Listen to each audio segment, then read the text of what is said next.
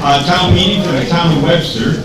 We're going to start this morning with the Pledge of Allegiance, and I've asked our newest elected select board member, David Hemingway, to lead us in the pledge. David? I pledge allegiance to the flag of the United States of America and to the republic for which it stands, one nation, under God, indivisible, with liberty and justice for all.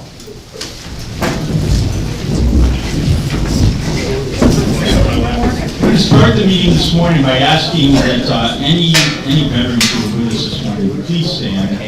We have plenty of folks in town who have served our country through the Army, the Marines, the Navy, the Air Force, the Coast Guard, Merchant Marine, and we just want to thank and acknowledge you for what you did, because part of the reason we can assemble as a group and as a town is through your dedication to service. Thank you.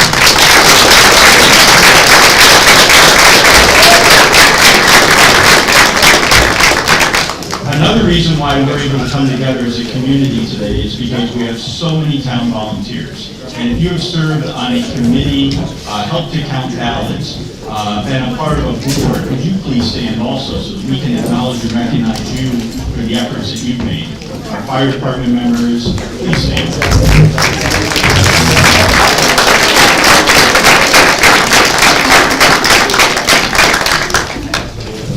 Everybody should have a copy of the town report. If you did not pick one up, there are some by the door. And if you take a look, you'll notice that the town report mentions that we lost 3 dedicated members of our community in the last year. George Radcliffe and Betty Morse were both teachers at our own elementary school in Webster, and I had the pleasure of serving with them as a teacher from the high school on various district committees, and they were truly dedicated educators and impacted the next generation in our town. And Bob Lake, who has served on the fire department, the police department, road agent, in fact, built this very hall and donated the stage that is in front of us. And we also lost Bob this past year. In addition to other people in town who have made significant contributions. So let's just take a moment to reflect on those individuals and what they did for us.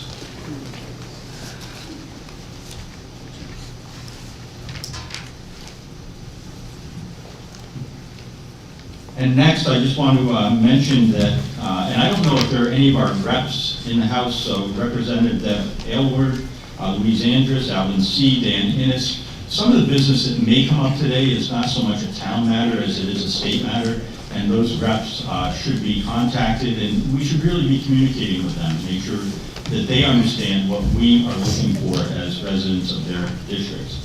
And then, of course, there are federal people also that, again, we should stay engaged with because that's part of the democratic process. So there could be something that comes up today, and the answer may be you need to contact the rep because it is a state matter, something beyond us. I just want to check if there are any guests in the room, and we'll tell the difference between guests and non-guests because residents all have a nice green card. That's how we're going to vote today. And folks who do not have a green card are guests with us. And are there any guests for orders, etc.? Yep, so we've got a couple of folks who are serving as guests. And so just keep in mind, no hands up when we're voting on stuff, okay? But just want to know that the guests are in the room, and we welcome and invite you other than when it comes to voting. So thank you. I'm going to remind everybody to silence their cell phones. Don't be that person today. I want to point out that in the back of the room, the fire department is set up to issue burn permits, so don't get caught burning something without a permit. They're here, and we'll help you out with that. Also, I want to thank the Webster Congregational Church. Gene is in the back, and they do have some baked goods available for donation, so please help out. Everything they collect goes to help people in their own community. And I also want to thank the church for feeding poll workers on Tuesday. And so it really was very generous to do that and to keep us fueled to get through a long day. I won't say a busy day, but I'll say it was a long day. So. And now I'd like to introduce the chair of the select board, Dave Hemingway, who will introduce select board and town staff and has a few other presentations that he'd like to make at this time. David. Thank you. Hopefully you can all hear. If anyone ever at some point can't, please let us know and we'll work on our audio. But most of us had pretty big mouths in the first place. So I am Dave Hemingway, chair of the select board, and I was just recently re-elected again for another 3 terms. And to my right, I'll let the select board introduce themselves. Marlo Herrick. Normandy Glade. And we would also like to recognize our staff that are sitting over here, including our newly elected town clerk, Mary Welch.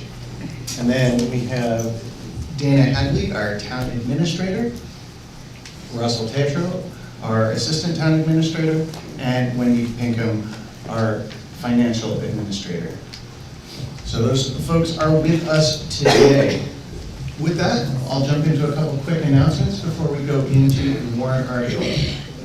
First, as you have seen in the town report, there is a dedication in there to Michelle Derby, our previous clerk. Do we have her here today? Yes. All right. Come on down.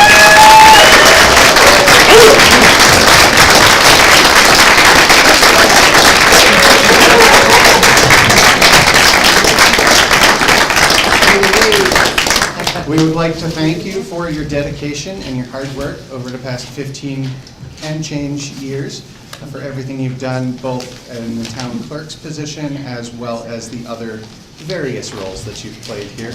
Thank you very much for everything that you've done.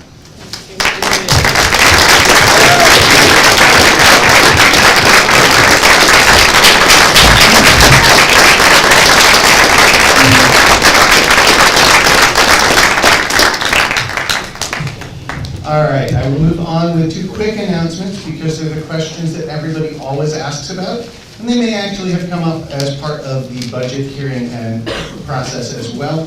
So the first one is a notice of a road closure, and that sounds horrible, but it's actually exciting. This is for White Plains and the White Plains Bridge Replacement Project. We have the dates for that. It is now all finalized. We were expecting it would be this summer. It's actually going to be over April vacation. So during that week, the 24th through the 29th, you can expect that the bridge will be closed at White Plains. There may be some additional single lane passages before or after it for a few days, but it will be open except during these points. So again, that is April 24th to 29th. The project is finally, after many years moving forward, and you can expect to have a brand new road and culvert system there to protect everything and not go flying when you get there. Next up is Clothespin Bridge. That has also been a long-standing and ongoing project. And to make sure that everybody is aware of what's going on there, we will have another informational meeting with DHB, who are the engineers for that, and they will be coming out at an upcoming select board meeting to do that. The date is to be determined, but hopefully within the next month or two. That is delayed from the initial things that we may have said at the last meeting. That has gotten pushed out for good reason, though. Not only that it is an interesting environment for all kinds of construction and infrastructure today, but we have managed to secure funding for that so that, well, it used to be an 80-20 match with the state. It is now an 80% state, 20% federal funding. So we will not be funding the construction of that as a town. That is why we see that slight shift in the timeline, so that we can follow the federal process in order to allow for that to happen. And lastly, I will just make a quick note that at the end of this, in the all other business section, we will have a straw poll question or two for you as a board. That being said, I will turn it back over to our moderator. Excellent, thank you, David. I can see there's a really official looking box sitting by Wendy. That's for your assessing official forms. So if anybody brought the form with them today and wants to save the postage, you can deposit into that box, or Russ and Wendy will take care of you. All right, so let's take a moment to just talk about the rules of the meeting. So this has worked really well the last couple of years. People have been awesome about checking their own airtime, making sure that we have an efficient meeting. Part of my job as moderator is to organize it in a way that helps to meet everybody's needs. and to keep things efficient. And as a community, I think we've done a great job working together on this. So we're not into personal insults, we're not into attacking each other. Remember, your comments come to me as the moderator, and then I will direct those questions as necessary to get answers when they come up. But this is our one chance a year to come together as a community, to assemble and to make sure that we understand our business as a town. And so I'm pretty confident that we can keep that level of civility that is too often absent in other forms, but hasn't crept its way into Webster. And so let's just be mindful of that as we work through the meeting today. On page 7, you have a list of the moderator's rules. Those are the rules that this group has been functioning under. They are not Robert's rules, they're Mike's rules. And so they're written in a way that allows us to conduct our business peacefully, and I think it should work out fine. What I would like is to ask if anybody has questions on the rules that are outlined on page 7, and if not, can the body adopt those as the rules of the meeting? Are there any questions? Is there a motion to accept those as the rules of the meeting? Motion has been made and the motion has been seconded. Any further discussion on it? All in favor of adopting the rules as written on page 7, please raise your card. Say aye. Aye. Opposed? All right, so those rules are the way we're going to guide our meeting today, so thank you for that. It is my intent to read the full warrant article at the beginning, but not to reread it when we get ready to vote. The only time I would reread a warrant article is if there had been a motion to change it. And I just want to make sure people are clear on what they're voting on at that point, because it would not match what is listed in the warrant in the book. And so unless somebody objects to that, I'm going to read it once and save the second read before the vote. Yes, sir. George, I can't read that. Yeah, they need to turn the lights down. Yeah, Turn the lights off. Turn that back. Yep, let's see if we can get a bank of lights to make that adjustment. Thank you, George. And what's up on the screen is also what's listed in the booklet, so that's one other place to look. The warrant is the, is your arm right about this? Green. It's the green section, so if you follow along with the green pages in your booklet, you will see what it is listed up there.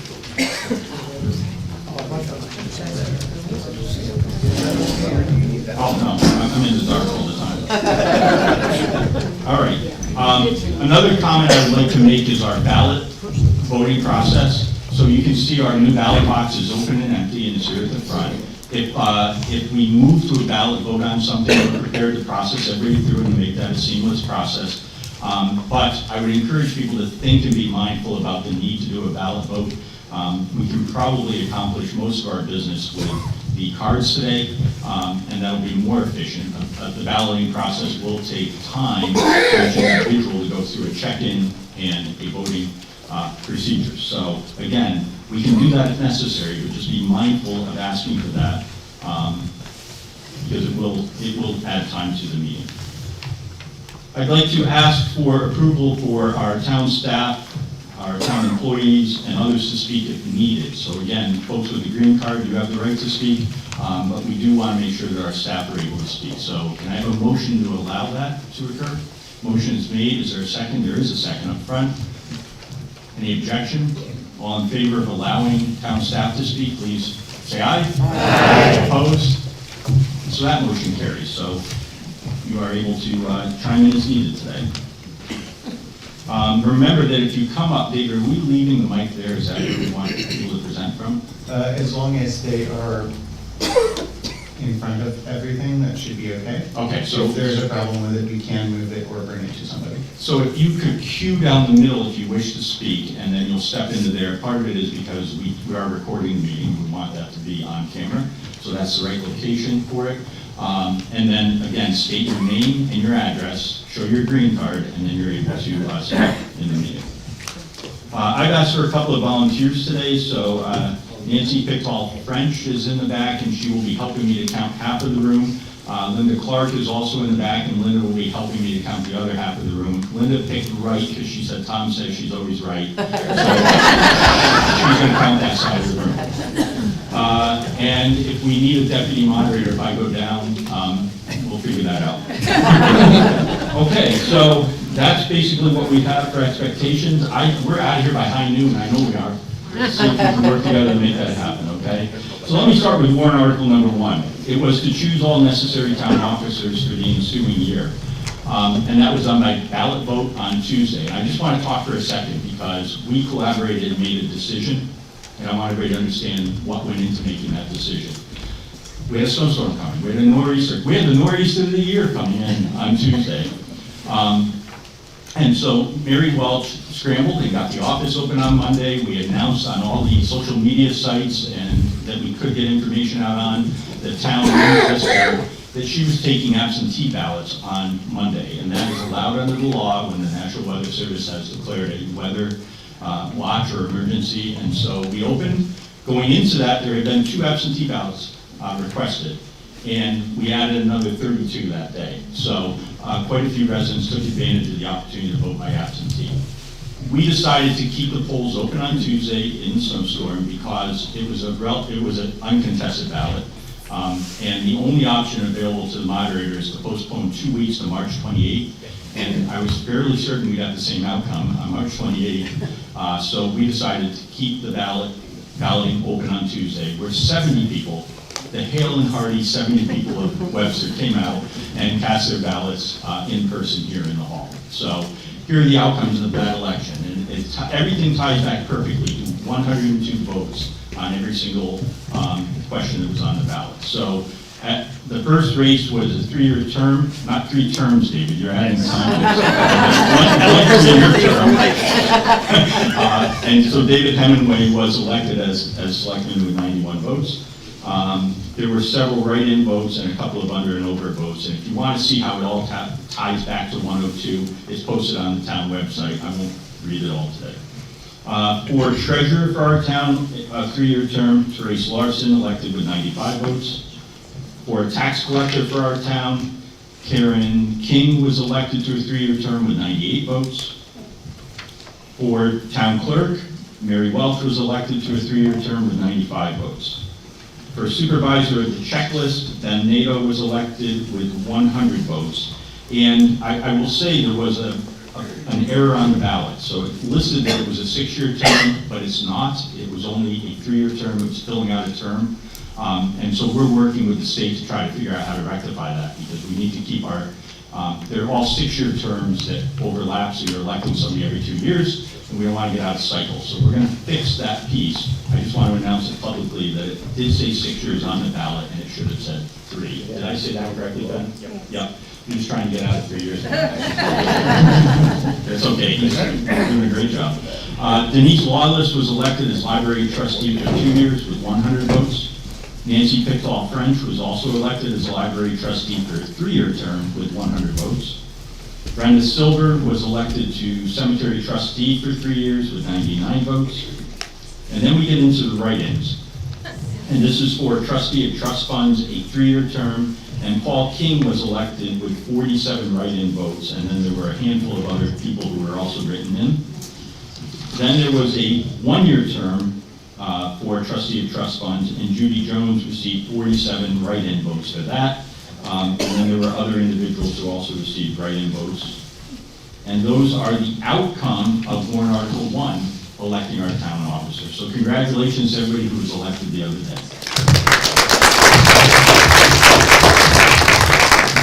I would remind newly elected officials to remain after the meeting so that we can take the oath of office, and Mary is ready to do those. Who swears you in, Mary?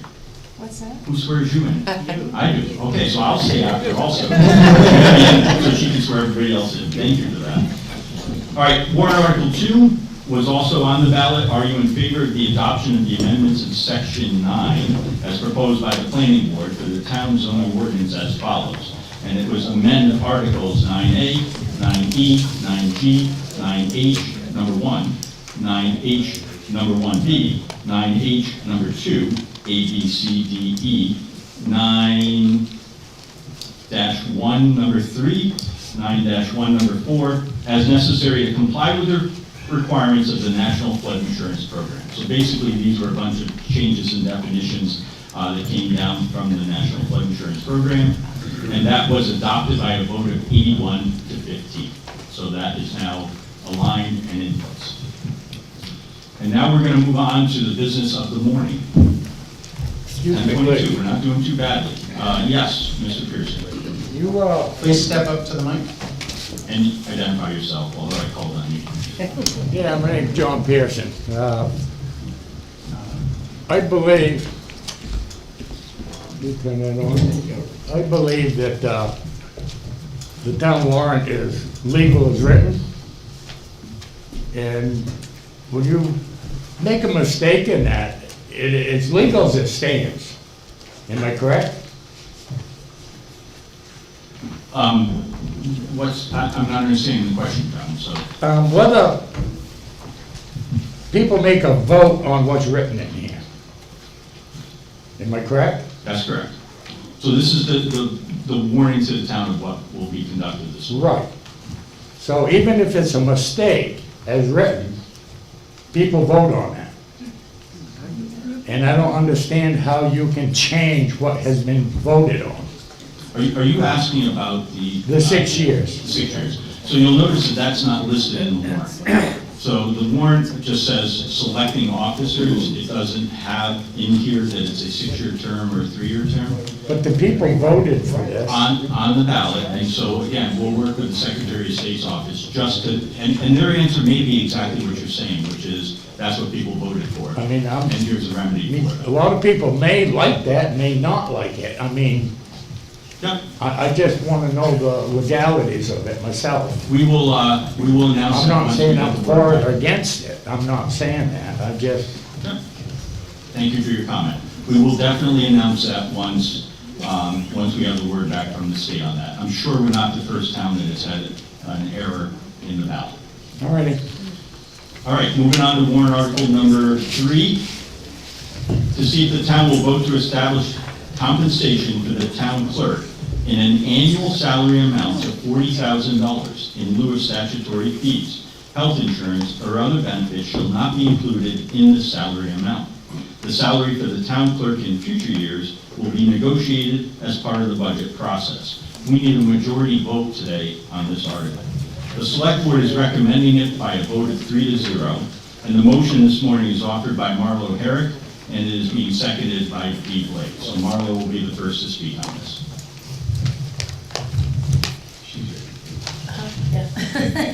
This is what we established and agreed upon when hiring or interviewing, and then putting it out to the town for Mary Welch to have the position if the townspeople voted.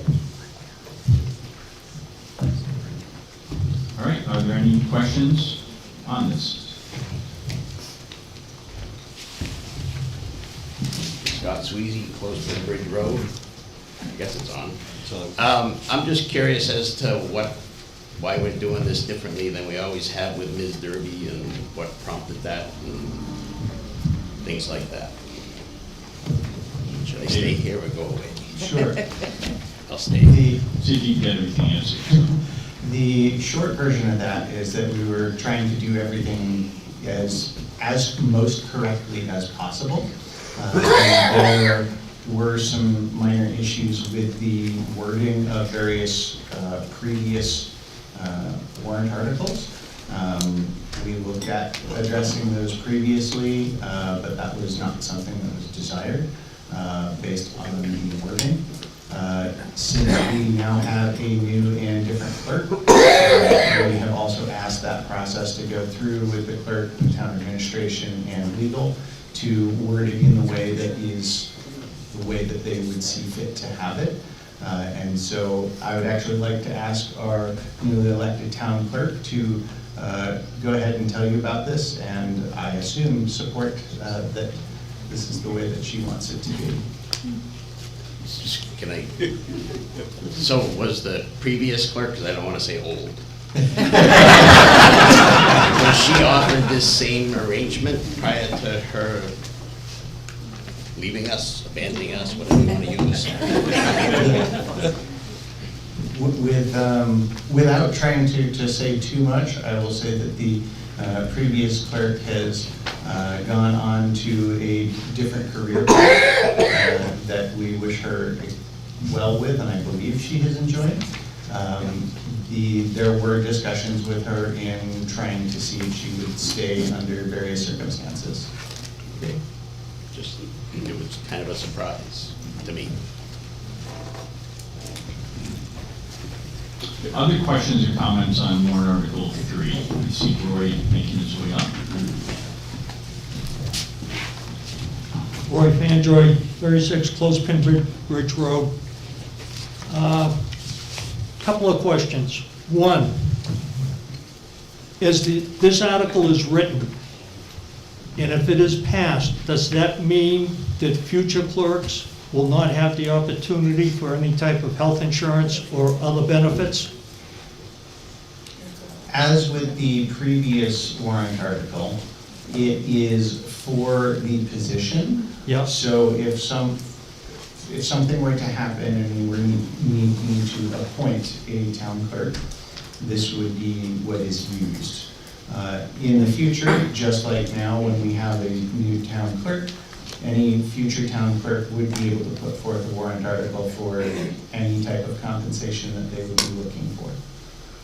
So in short, if, God forbid, something happens to Mary 18 months from now, and you have to appoint another town clerk, there is no chance for health insurance. You have to wait until the following election or voting, correct? It would be a town meeting warrant article. It would be a town meeting, so you're null and voiding the article that was voted on back in 2018, 2019, that included health benefits. It wouldn't be, well, to say null and void, I guess, would be correct, because this would establish the current compensation for the town clerk, much as that article did. Okay. Second question, and if it's okay, Mr. Moderator. How many inquiries about this position, and did the board or any of the staff approach anyone about this position? We had at least 3 people who submitted resumes for consideration when we were appointing prior to the election. We discussed with them and asked several other people whether they would be interested, and one of them decided that they would put themselves on the ballot. Okay, I won't get into personnel things then. Mr. Moderator, I'd like to amend Article 3, I believe it's Article 3. Okay, I'm gonna go back to the 2019 report here. And I'm gonna see if the town will vote to establish a compensation for the town clerk in accordance with RSA 41:25 as follows. $40,000 per annum in lieu of statutory fees to be paid on a bi-weekly basis. And health and other benefits if needed. The town clerk shall be open to the public a minimum of 15 hours per week, which includes evenings and/or weekend hours, and an additional 4 hours during the last week of the month. Do you have that in writing, Roy, or I can give you the sheet of Warrant paper. article. previous? Can I, I want to make sure when I call it, I didn't write all that down. That's all right. Thank you. What it is, this is the article. Yeah, and you're changing the dollar amount. I changed it, keep it at the 40,000.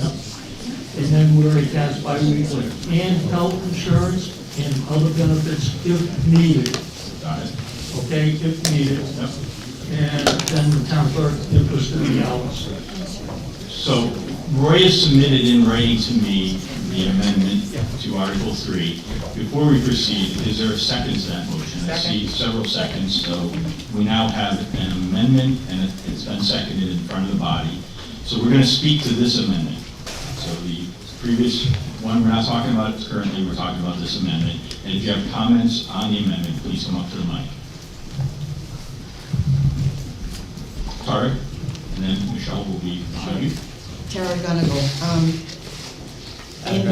In this, Lake Road, in this Article number 3, The last sentence says, "The salary for the town clerk in future years will be negotiated as part of the budget process." So that says to me that if she's only here for 18 months, which she's gonna be here forever, but this is where you already have it, and that will change. The previous town clerk, Michelle, also worked in another department in the town, and that's why it was brought up, because she had more than just the 15 hours as town clerk. She was also working another job with the town. But my comment right now is, I think you've already said that on the bottom line, that it will be negotiated in the future. Thank you. So again, sticking to the amendment, that's a comment to not accept the amendment because Carter feels the warrant as originally proposed answers it. Michelle, your comments on the amendment? I'm not going to speak Oh, to name any, and address, sorry. Longiver Lane, Land of the Chosen Few.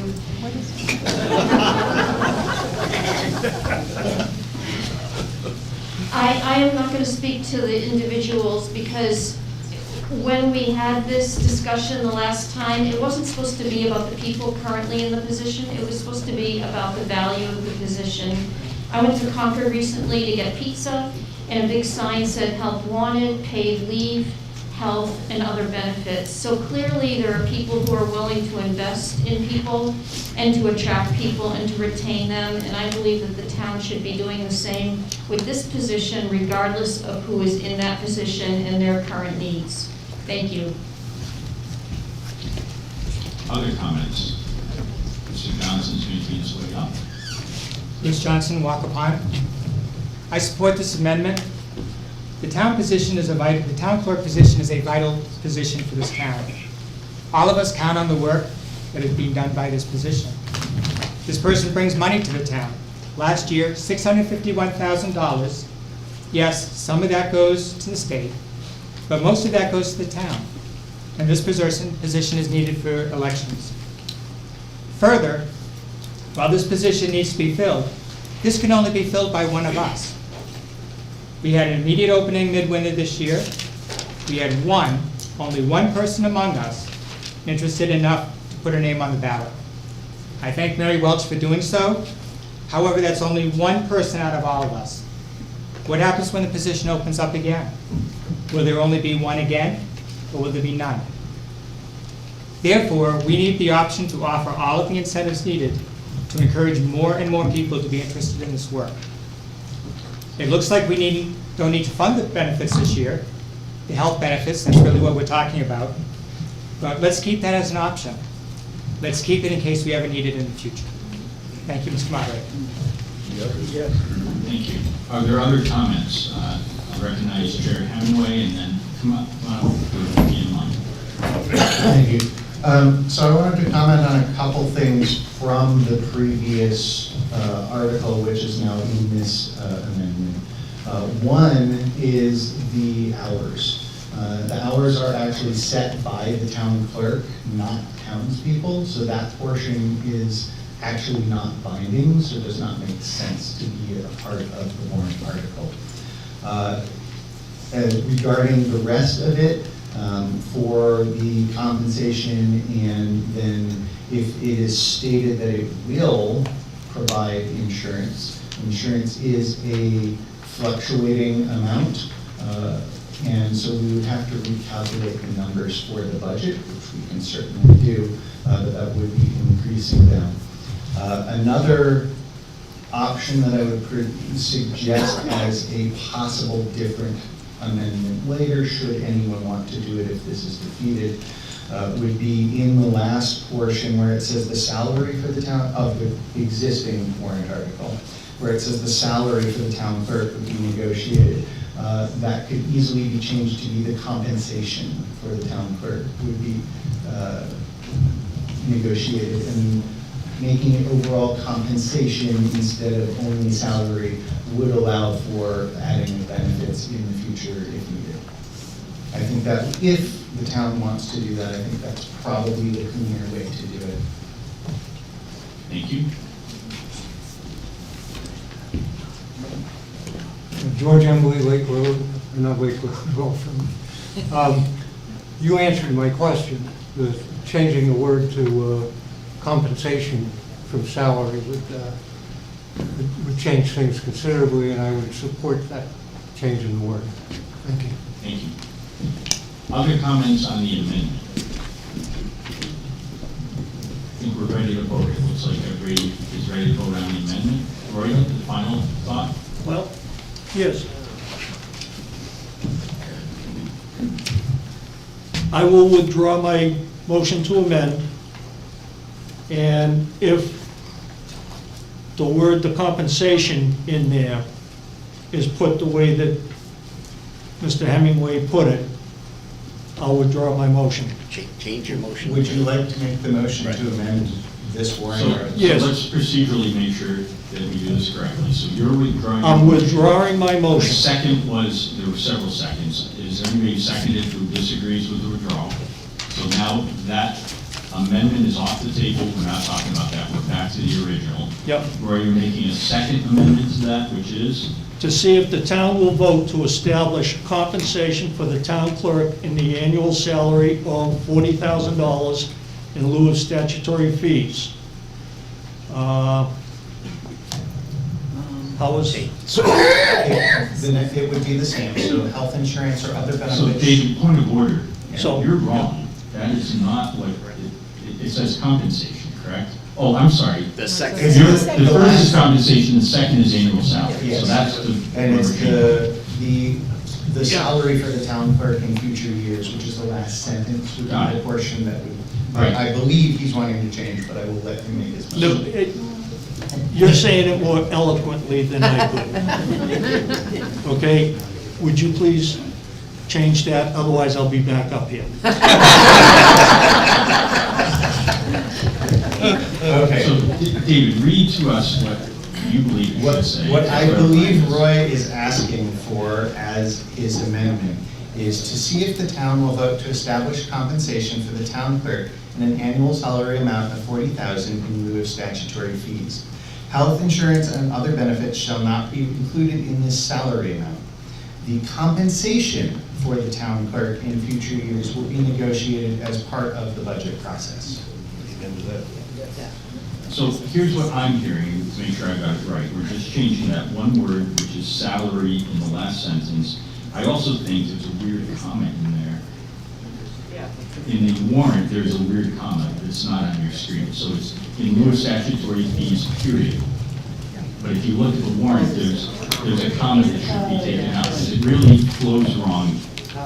So that comma is also struck as part of this amendment. Sure. Okay. Well, Comments that's up to comments him. matter. Comments save lives. So Read it back. I'm going to read back where I think we are. Roy, this is your motion, so tell me if I'm right. Ready? To see if the town will vote to establish compensation for the town clerk in an annual salary amount of $40,000 in lieu of statutory fees, period. Health insurance or other benefits shall not be included in this salary amount, period. That compensation for the town clerk in future years will be negotiated as part of the budget process, period. Yes. Roy is accepting that. We have a second. We have a second. Now we have this amendment in front of the body. Does anybody wish to speak to this amendment?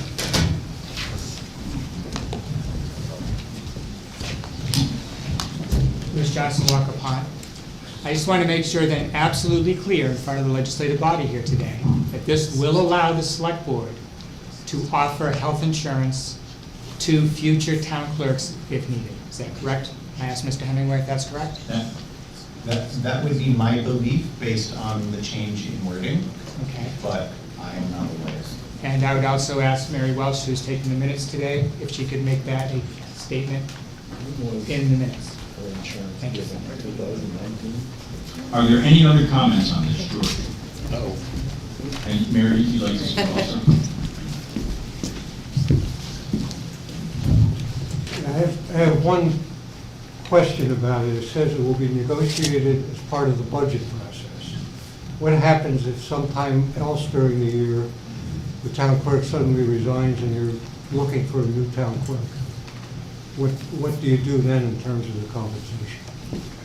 Are you fixed until you have an annual budget process to go through?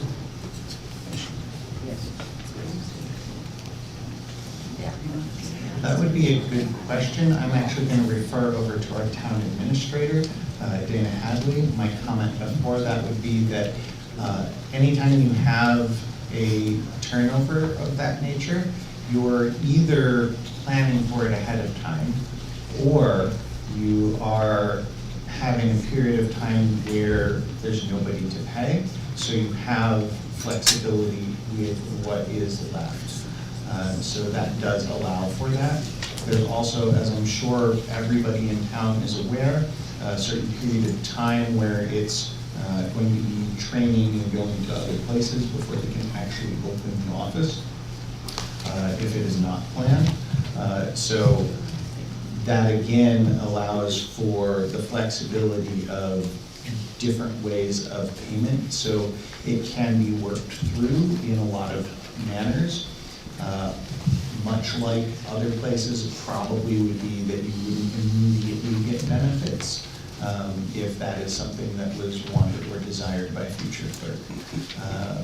But I will then ask Dana to clarify for us. Obviously, when you do the budget, you try very hard to get as close as you can to what your actual needs are. If this were to happen, and I think I understand what you're saying, if a town clerk were to leave in the middle of the year, for example, and a new town clerk required to have benefits, to me, this warrant article would give the select board the permission to make that decision, and they would have to find the money in the budget if it wasn't available in that line. As you know, the town votes on the total, and the interior of the budget can be transferred as needed.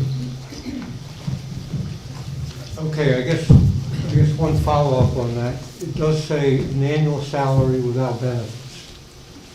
And that stands until the budget process. So, you have somebody come in, as somebody pointed out, there may only be one person that you're negotiating with. And if I look at that, it says you don't have a negotiation. It says it's a salary of $40,000 without benefits until it gets paid by the annual budget process. So it may put you a little bit over the barrel because you can't negotiate anything differently over a period of time, and that could, the person who's accepting that job may feel they really aren't guaranteed. Anyway, that's the comment. And, it might be worth thinking about fixing that. Thank you, George. Recognize Mary next. Can I speak from here? Do you have a mic? You have it. I'm not sure if I can.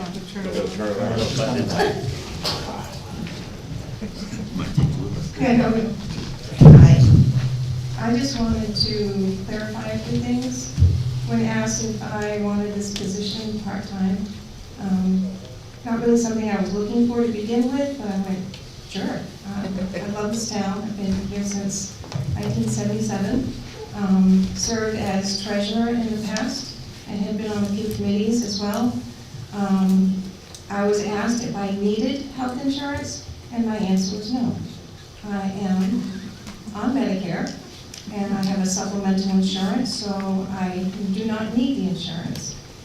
That's where I end my discussion, basically. I know that working in several different industries doing HR, we follow state labor laws when it comes to offering benefits to full-time employees. I believe the town follows the same process. So if this position is part-time, they may not qualify for health insurance benefits, but we all know Michelle did additional hours at the police station, so she qualified for that benefit, and the town voted that in. So it's entirely up to the Board of Selectmen in future years, based on the hours worked, whether someone qualifies for insurance benefits. I hope that clarifies a few things for some people as to where this is coming from. Other comments? Scott? Got to close Bridge Road. I guess the point I'm trying to make, and maybe others are, is that we can be more benevolent to even part-time employees and give them what they need to have a healthy life. I appreciate that you don't need it, thank you very much, and I hope you don't take anything I said as anything against you, because I don't even know you. And sorry, the gentleman that stood here a minute ago asking about how he thought that meant, the way I would interpret it, and I'm not a lawyer either, is that it's just saying that the $40,000 is just the salary portion, so the budget for the health insurance, I think, could still be decided on separately. Does that make sense? Makes sense to me. But. Thank you. John?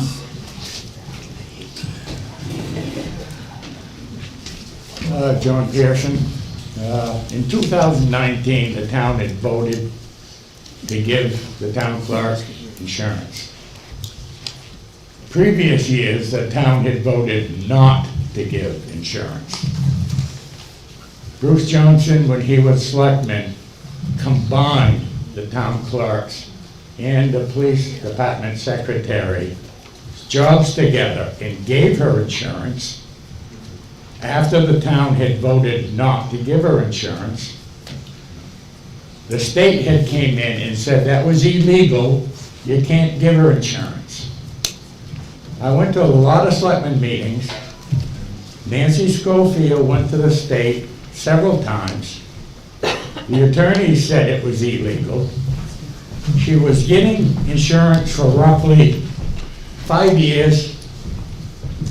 Finally, the town put in a town warrant article in 2019 and voted to give her insurance, which was great. But for roughly, she was still getting insurance for roughly 5 years when they voted to give her insurance. I'm glad she got the insurance when the town voted to give it to her. All I'm asking for today is make sure what we do is upfront and legal. So we're not getting into another mess like we did for 5 or 6 years illegally.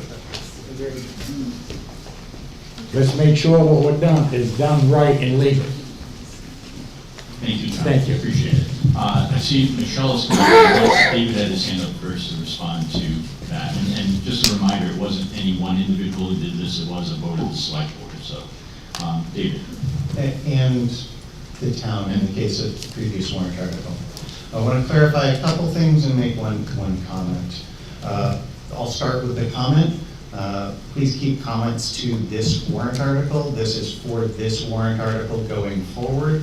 We are not making comments on previous boards because those previous boards are not sitting here to answer for the reasons they did or did not under various legal guidance or not make specific decisions. It is. The second portion that I'll say is that in the previous warrant article, which added that insurance, that was for the town clerk position. It had nothing to do with number of hours worked, and it was not tying together the two positions. My understanding was that that was a reason to try to do that in other ways previously, but that very specifically, and I actually stood here and asked the question at that meeting for that warrant article. This means it is for the town clerk position and only the town clerk's position, and the answer was yes. So that is allowable as long as the body votes for it. It is not something that under normal standard practices for employment that would be given for a part-time position. The last comment that I'll make is to hopefully allay some of those fears of being able to get into this same situation of immediate replacement. And that relates to having a deputy town clerk. We don't currently have a deputy town clerk. We did, and then they resigned, and then we unfortunately had the resignation of our previous town clerk as well. And that is the only reason that we were in a position where the select board needed to appoint somebody.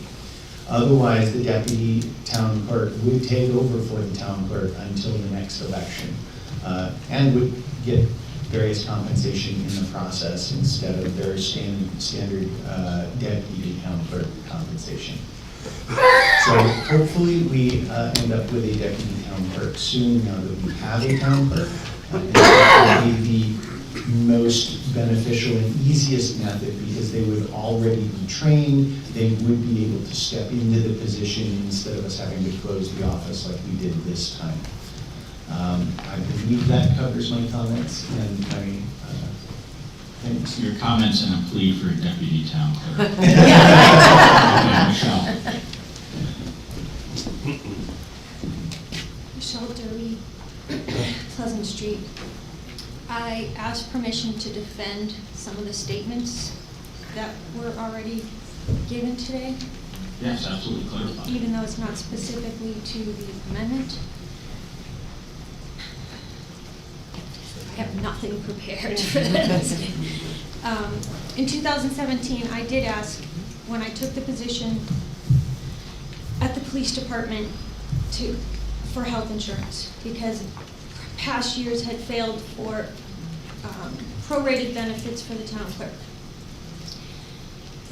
The board at the time provided that, and for 2 years, I was given health insurance considering both positions. There was pushback from certain townspeople about that, and so in 2019, a specific warrant article addressing only the town clerk's position to have health insurance was passed.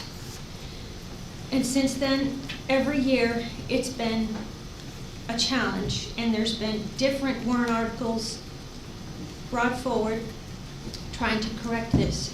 I just ask that something be finalized so that any future clerk doesn't have to always second guess what their future is. I still do not agree with the warrant article allowing or putting it into the select board's hands as far as benefits or not benefits. I think I asked the taxpayers and the registered voters to put it in your hands and decide whether this position has the health insurance or not, and not because the boards come and go or the people change and their opinions or agendas might be different than what the voters think that this position requires. As far as a deputy, if you think it's hard to find a town clerk, it's even harder to find a deputy for the amount of knowledge that you need to have and the training for such a short amount of time expected of you week after week. And that's why it's hard to have a deputy, to make that commitment and be able to do the same duties as the clerk with such short amount of time.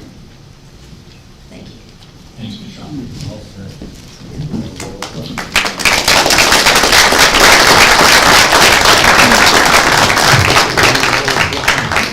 Okay, are there any other comments to the amendment?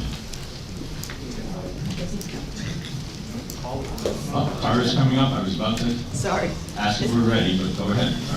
And this is Tara Gunnigal. Just so you put in, if you're going to change it, remember what the percentage of the insurance the town would pay and what the percentage of insurance that the employee would pay. So I just wanted to bring that, because I know in any business that I didn't want you to forget. Yeah, so that's not in the warrant article. That would be part of the negotiation, I think. Oh, well, I just wanted to make sure that that was in your negotiation. So, are we ready to vote on the amendment? Yes. That's a Yes. question. Sounds like we're ready. So I'm going to read to you where we are. I'll add the periods in just so we're clear. To see if the town will vote to establish compensation to the town clerk in an annual salary amount of $40,000 in lieu of statutory fees, period. Health insurance or other benefits shall not be included in this salary amount, period. The compensation for the town clerk in future years will be negotiated as part of the budget process, period. All in favor of the amendment as read, say aye and raise your card. Aye. Those opposed? And the ayes have it. So the amendment has been adopted. Is there further discussion on this warrant article? Or further amendments to the warrant article? Then I call the question for one final vote. All in favor of the article, say aye and raise your card. Aye. Opposed? The motion is passed and warrant article 3 is adopted as amended. We're going to move on to article 4 to see if the town will vote to raise and appropriate the sum of $1,643,029 for general municipal operations. This article does not include appropriations contained in special or individual articles addressed separately. A majority vote is required. Your select board is recommending this by a 3-0 vote, and the motion today is offered by David Hemingway and seconded by Marlo Herrick, and David will speak to the article first. I apologize for removing that. I'll put it on again in a moment. But it is my pleasure to start off by telling you that we have done the near impossible. The operating budget is lower. Unfortunately, it isn't as much lower as we hoped, but especially in this crazy and inflationary time, we believe this to be exactly what is needed. For the highlights, our most major reduction is that we now have paid off the safety building bond, so we are officially a debt-free town.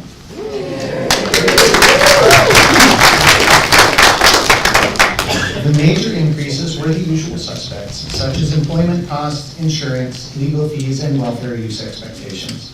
Additionally, there is a large increase in the library line as we return to the normal and expected amount here. This is after the artificially low amount last year, where the library trust fund interest catch-up was used as an extra offset during last year.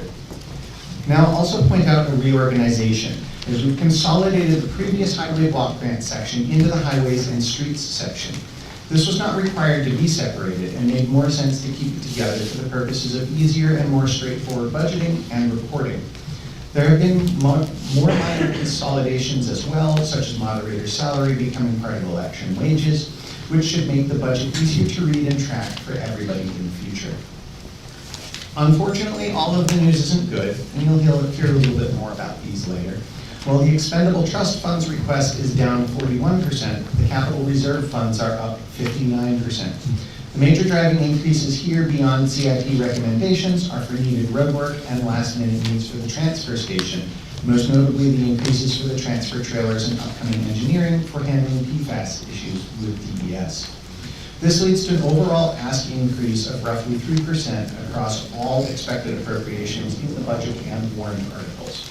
While we would like to decrease overall appropriations, we believe you'll find a 3% increase reasonable considering inflation is a much higher percentage than that. I would ask that while we are talking about this and the budget, that I did mention warrant articles for the funds. Those will be coming up, so please leave your questions for those until we get to that section. And that being said, that is our budget and our numbers and the highlights. Questions or comments on the budget, warrant article number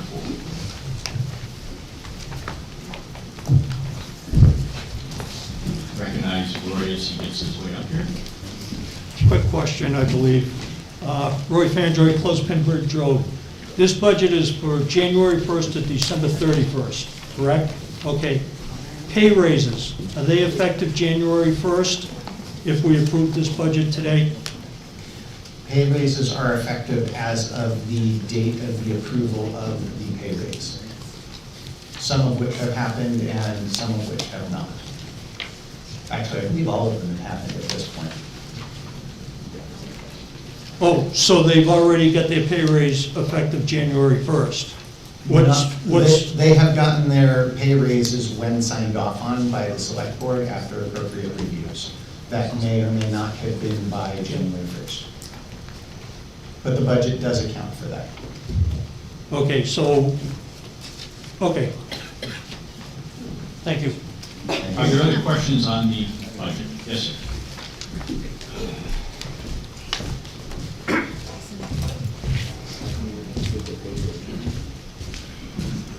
George Gagnon, Little Hill Road. So I don't know if I'm asking this correct, because you said it was gonna be a 3% increase, correct? So the operating budget, which is this particular warrant article, is slightly down. The overall ask from the town, which includes all of the warrant articles, would be a net increase of 3%. So the only stupid question is the one you don't ask. which I That's learned in right. the military. So this being said, last year we were asked for an increase in which increased our town tax input. So it's a new year. Now, what happened to the money we put in? So do we just keep putting extra money in every year? And so that's what I'm trying to figure out. So we increased our taxes last vote to take care of things. So now, what happens to that money that we put in? Doesn't that still just keep, so is there a point where you actually have surplus and you're not continuing to have to do taxes every single time? That's kind of what I don't understand, because we did have an increase. Does that increase, so now basically we're having an increase on top of an increase, and you see what I'm saying? I think so. So I'll separate out three different things for you. One is the operating budget, which is slightly down. The second is generic warrant articles. And the third is going to be our funds, which are the next two warrant articles. Those are the easy ones for me to kind of address and set aside, so we can talk about them later. Those are basically a running bank account, so once there's money in them, it can be used at any point in time. Those are usually for longer running things. For example, portions of the transfer station that are long-term purchases or overtime purchases. Things like the new fire truck for the fire department. Those go over a 10-plus year period normally for how long it takes to save them. And so those just bank in those funds. The second one in the middle there was other warrant articles. For example, the petition warrant article, which is at the end. And that is just a flat-out ask, and it either is or is not appropriated in part of taxation that then goes to that cause for the warrant article. And then the other one is operating budget. And the operating budget is a little bit interesting, and you'll see a portion of this a little bit later. And that would be the contingency fund that we talk about. So in an operating budget, when it is used, we go based on what we think is needed for the town for a given year. If not all of that is used, it lapses towards the general fund, which is everything that is unspent. At the end of the year, all of that unspent money goes into our unassigned fund, which is kind of the cash flow buffer of the town. I don't have the exact number of that, but it's a reasonable size, and we have policies that say that we're trying to keep it within certain percentages of the budget and so on. The contingency fund, rather than taxation, takes from that unassigned fund, so that there's no extra taxation, and it would then just go back into that same unassigned fund. It's a little bit complicated because there's so many buckets, but in essence, if it's not used, it goes into the unassigned fund. So what we do at the end of the year, and we have done for several years, but have been decreasing the amount of, is the only thing that the select board can do with unassigned funds is either present a warrant article for them to be used in a specific manner or to offset your taxes. And so in the previous years, we have offset the taxes by roughly the same amount as the budget has been over. So we give it back in that manner. We did more than we had taken in for the past several years due to the pandemic, to make sure it would be easier for people. And so we're slightly less than that now as we go back towards a normal percentage in our unassigned fund. That's a little bit long of an explanation, but hopefully that helps. Yeah, and so like, I guess in the short-term thoughts, so let's just say, I don't know what it was the other year, let's just say it was 4%. Okay, so does that 4% actually get used in the 1 year, or is that figured out, okay, this needs to be paid, so over the course of this much time, we actually pay it? It's not necessarily like, this year we used all of this, next year we're gonna use something else. It comes out every year to pay for, and then this is more like new stuff that has come out. So the operating budget is every year. And so this is what we are projecting that we need and will use this year as part of the normal budget. I think I got the gist of it, so I just had to ask. And George, just one clarifying point too. So remember, we're talking today the town portion. And so if you're thinking about your tax bill, remember that that also includes a county portion and a school district portion. So you can see an increase in your tax bill because that collects the overall amount, and then some goes to the schools, some goes to the county. Today, we're talking just the town bucket, so it can get complicated when you think about all those different buckets. And I can tell you, the school district portion, we're voting on a $1.6 million budget. The school district is almost $46 million. So a significant amount of your tax dollars collected, when you see the, when you're writing the check, like what are you really paying, a significant amount of that goes to that bucket, right? So just keep that in mind too. It's not necessarily one unit beating us up, it could be all three. Yes, and I will just point out that I believe the supervisors checked in 46 residents of Webster at the school district meeting. That means each voting person who attended was representing $1 million with their vote, because it's a $46 million vote. So just keep that in mind. We're here today, we have more people in this room than we had at the $46 million discussion, just stating a fact. Okay, thank you. Just a quick point, I don't want to interrupt where people are coming. Just a quick point, has been noted to me that there is a small amendment that we will want to make to this. I'll let everybody finish. Small amendment from the select board? Yes. Okay, perfect. Anybody else who wishes to speak, Gordy? Gordon Welch, 505 Battle Street. Just a question, not being up to speed on what's going on with a lot of stuff. You say that we are supposedly debt-free. We don't have any bonds that we're still paying off or anything like that. We got a solar array over there. Is that all paid for? Yes. 100% paid for? Yes. Okay, so we should see a significant drop in the amount of money that we spend on electricity? No, so the way that that is currently being, well, maybe. The way that that's currently being handled is that the budget accounts for the electricity that we use and spend on, and that comes in as a revenue, which is not part of the normal budget that gets proposed here.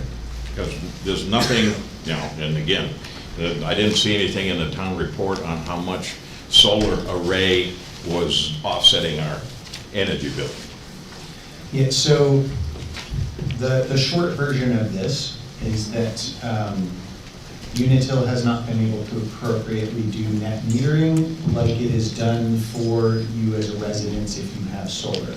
So rather than just not billing you for kilowatt hours, what they do is they bill us for all of our normal electric bills, and then they cut a check that comes in as revenue for the amount that the solar arrays produce.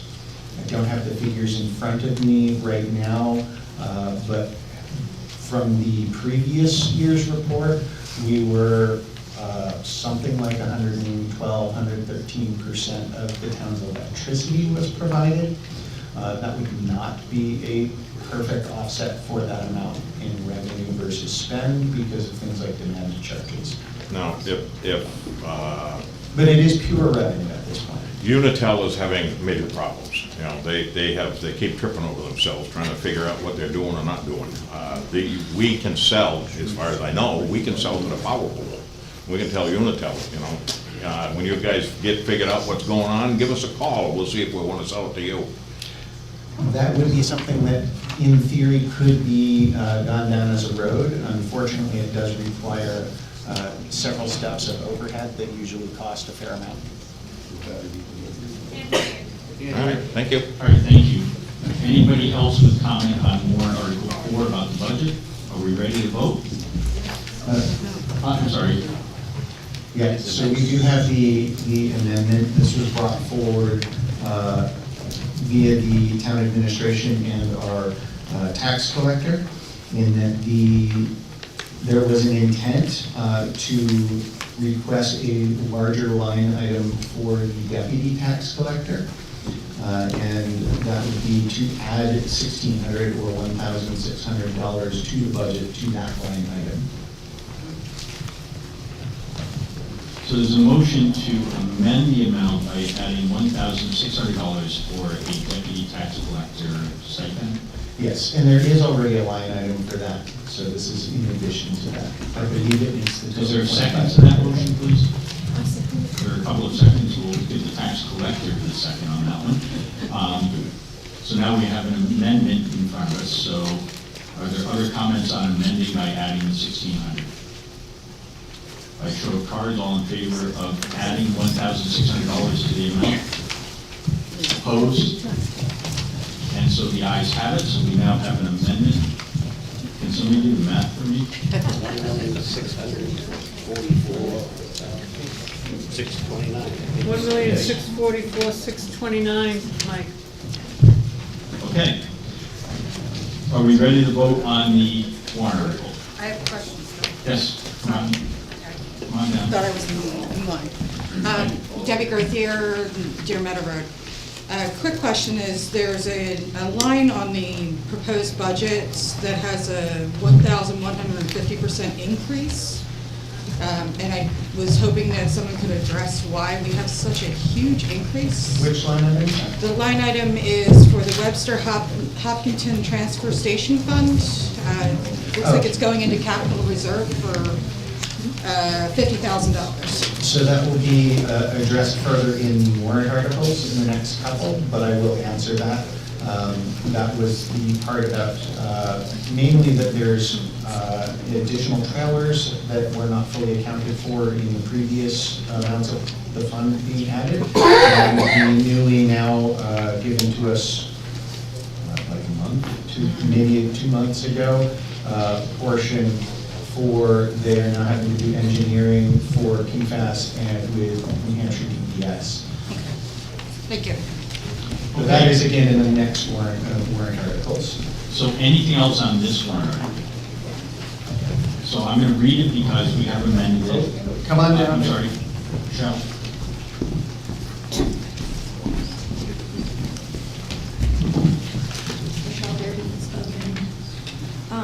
The $40,000 in the line item for the town clerk, is that less what was already paid in January? So it wouldn't be the full $40,000 to the new town clerk? The amount in there is the total as being described for the position.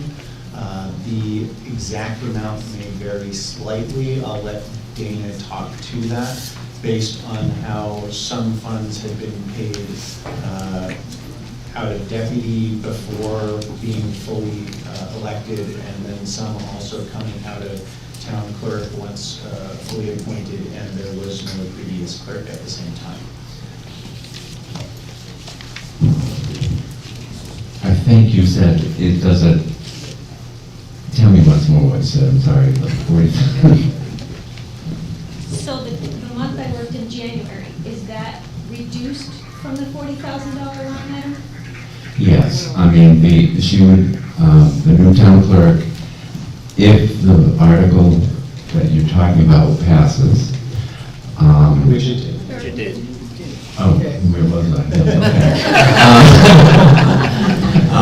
At any rate, it would be effective as of now. It's an annual salary, so it would not revert back to January 1. It would be, so probably this year it would come out to whatever, it come out to 30-something thousand.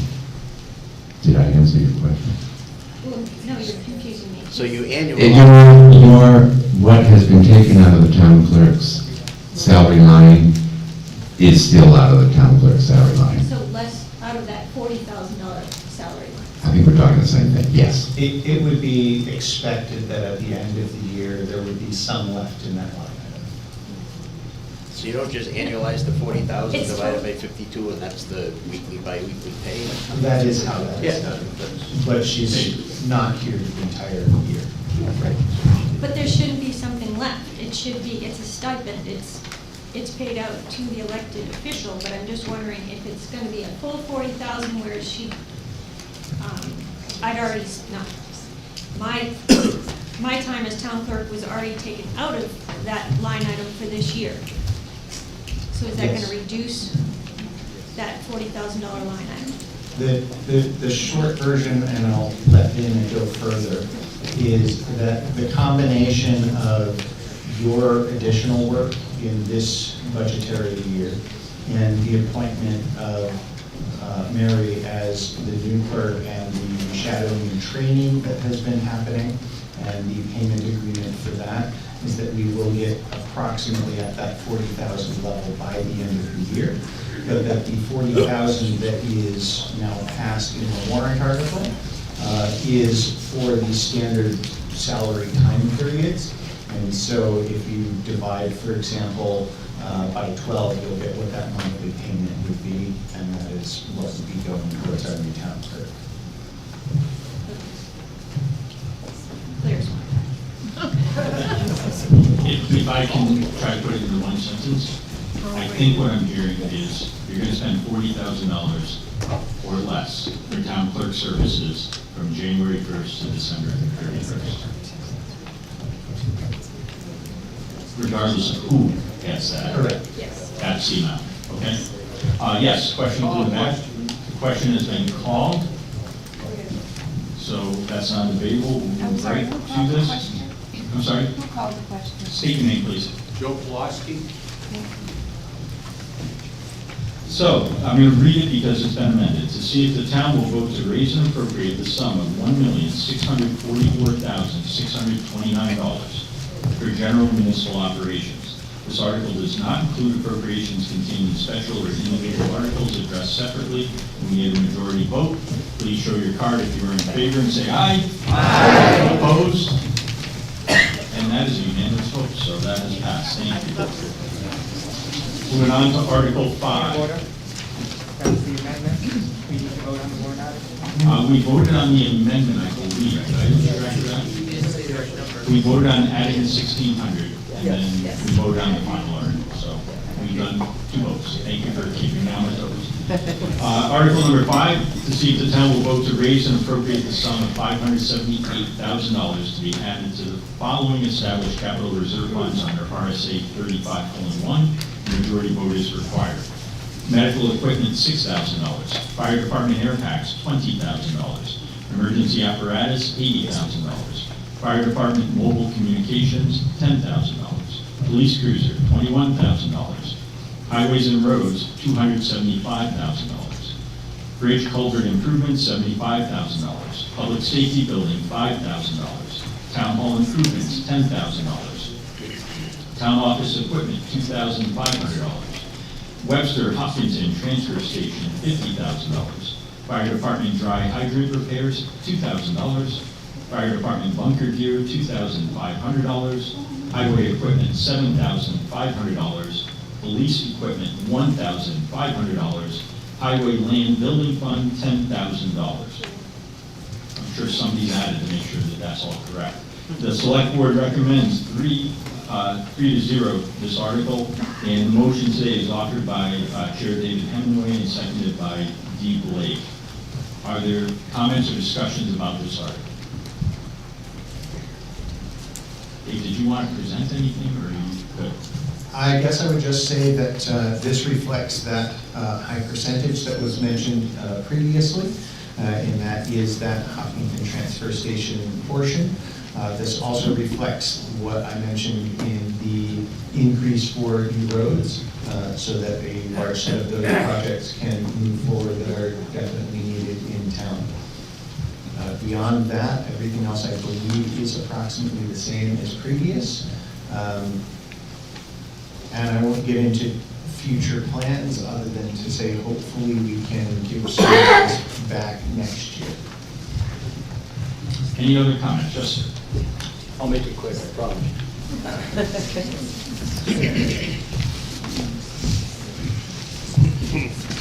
Good, yeah, a little help. So on the PFAS, I think is what it is, that 50,000 is gonna be for 5 years, to my understanding. I think if I remember from reading these thing, it's 250,000 for cleanup. Is that accurate? So what was presented to us is, and this includes a couple of different items. So the increase includes the amount that they will be needing this year for things such as the new trailers to haul things back and forth and transfer our trash. The second portion of that, and what we have increased, which is actually a small increase from the CIP, is to start accounting for that PFAS mitigation. The expectation from Hopkinton is that the total of that over the next couple of years will be about $250,000 that would be attributable towards Webster. However, they are expecting that both the federal and state, that a large percentage of that will be offset by grants and other programs, which is why we have not asked to try and get that $250,000 in the first 2 years. Yet to be determined. Yeah. I forgot about that part. Other questions or comments on warrant Article 5? TV coming up? Okay. You started from the back, so I only got that wrong, maybe throw something away.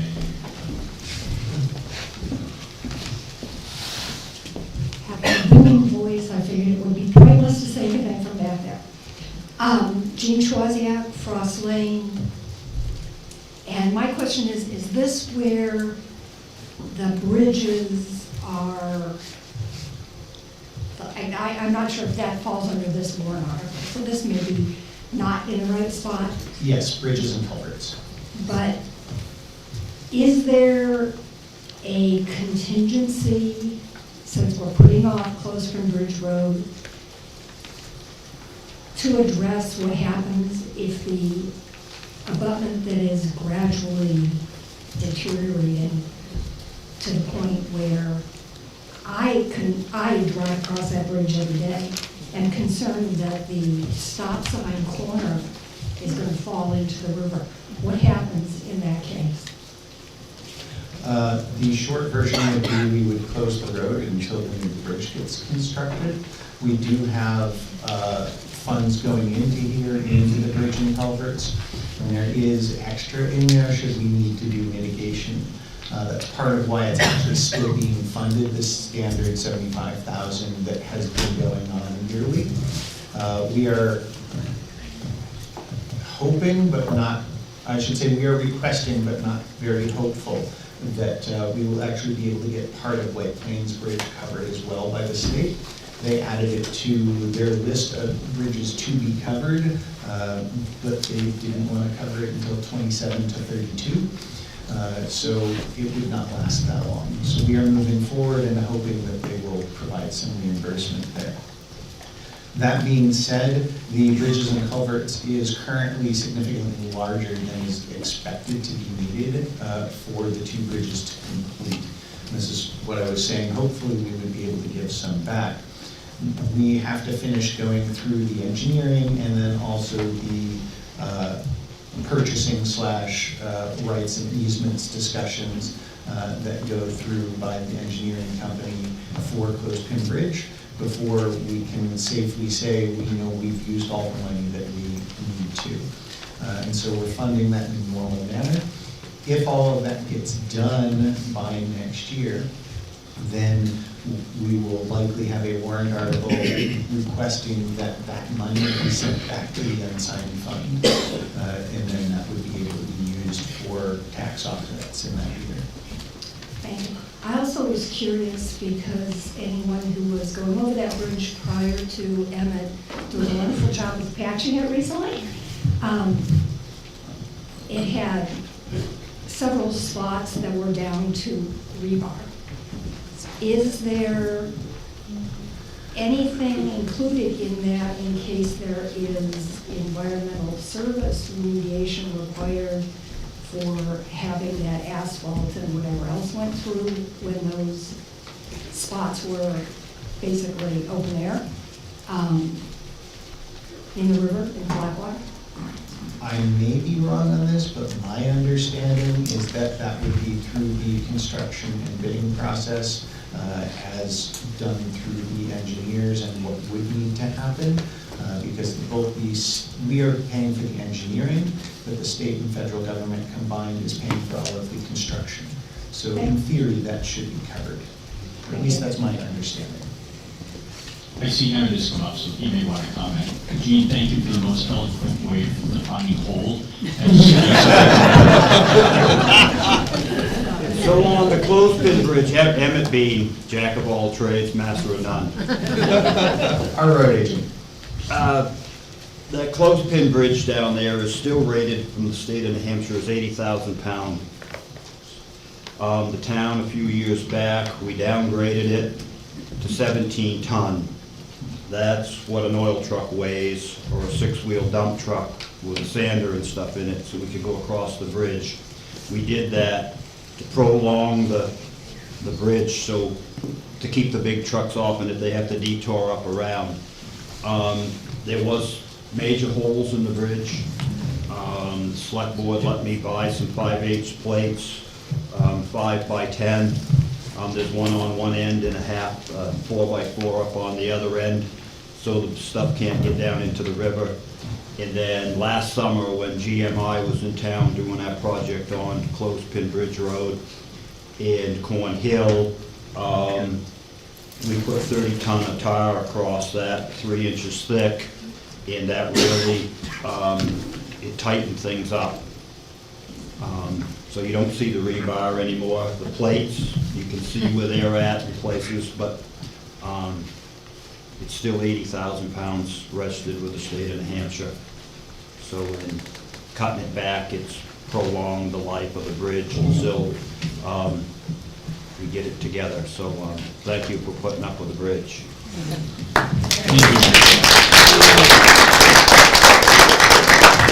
I'm doing quick math, so 17 ton, 34,000 pounds plus $30,000 worth of asphalt, or 30,000 pounds of asphalt, right?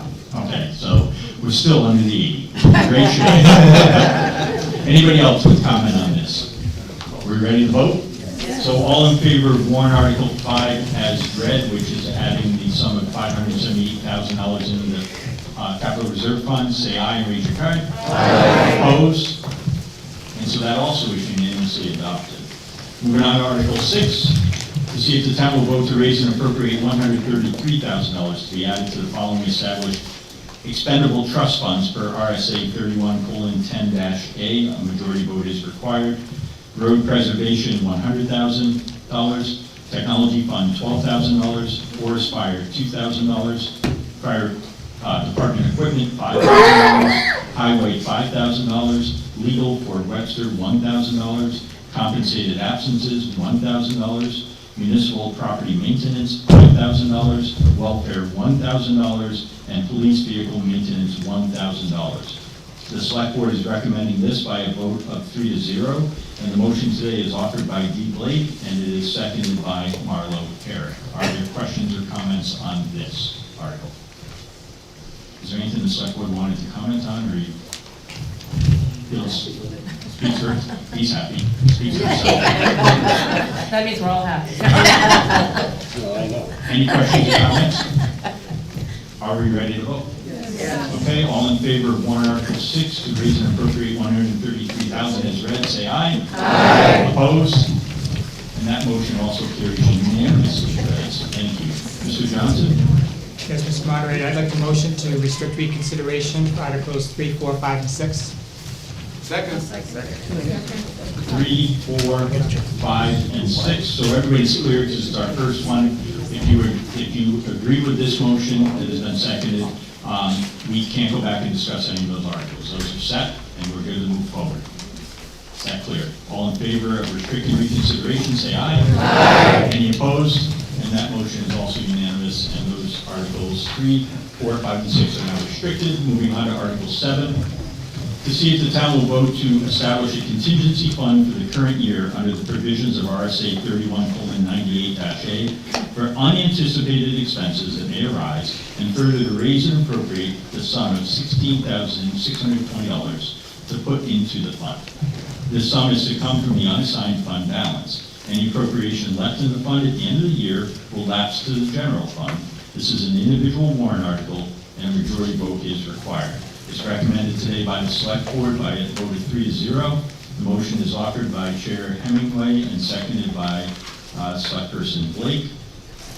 Is there any comment that the select board wants to make? We normally have our town administrator make the comments on this, so I will let him do that. Last year you voted on a similar article, and I'm proud to say we didn't need the money, so that has gone back into the general fund. I hope it happens again. The year before last, we did have a little emergency with a building the town owned that had to be removed, which cost a little bit of money, so it did not, wasn't too much of a stress to be able to pay for it. So this is not based, connected to the tax rate this year. Any questions or comments on this article? Are you ready to vote? All in favor of adopting warrant article 7 as read, please say aye and show your card. Aye. Opposed? And so that is another unanimous vote to adopt article 7, and it's adopted. Moving on to 8, to see if the town will vote to raise and appropriate the sum of $10,000 to help offset the cost of the bond for funds to repair the dam passed at the Pillsbury Lake Water District meeting held on August 5th, 2006. A majority vote is required. The select board is recommending it 3-0. The motion today is offered by Marlo and seconded by Marlo Herrick. Are there any comments on the dam warrant article? Are there any questions on the dam warrant article? I can only say that a couple more years. Jane Diffley, Deer Meadow Road. We voted on a previous article for capital outlay for the dam rebuilding assistance on page 26. And we passed that article. Is this, I don't understand what this one is now. Certainly, I'll field that because it's a presentation aspect. So what we voted on was the operating budget, and the budget that you're seeing has the operating budget as the first section, and then also has the expendable trust funds, the other funds, and the capital outlays, which would include, for example, this and other warrant articles that would be forthcoming. And so what we approved was the operating budget portion, not including this. No, I'm talking about the capital outlay on page 26, which was part of the total of 578, which we've already approved.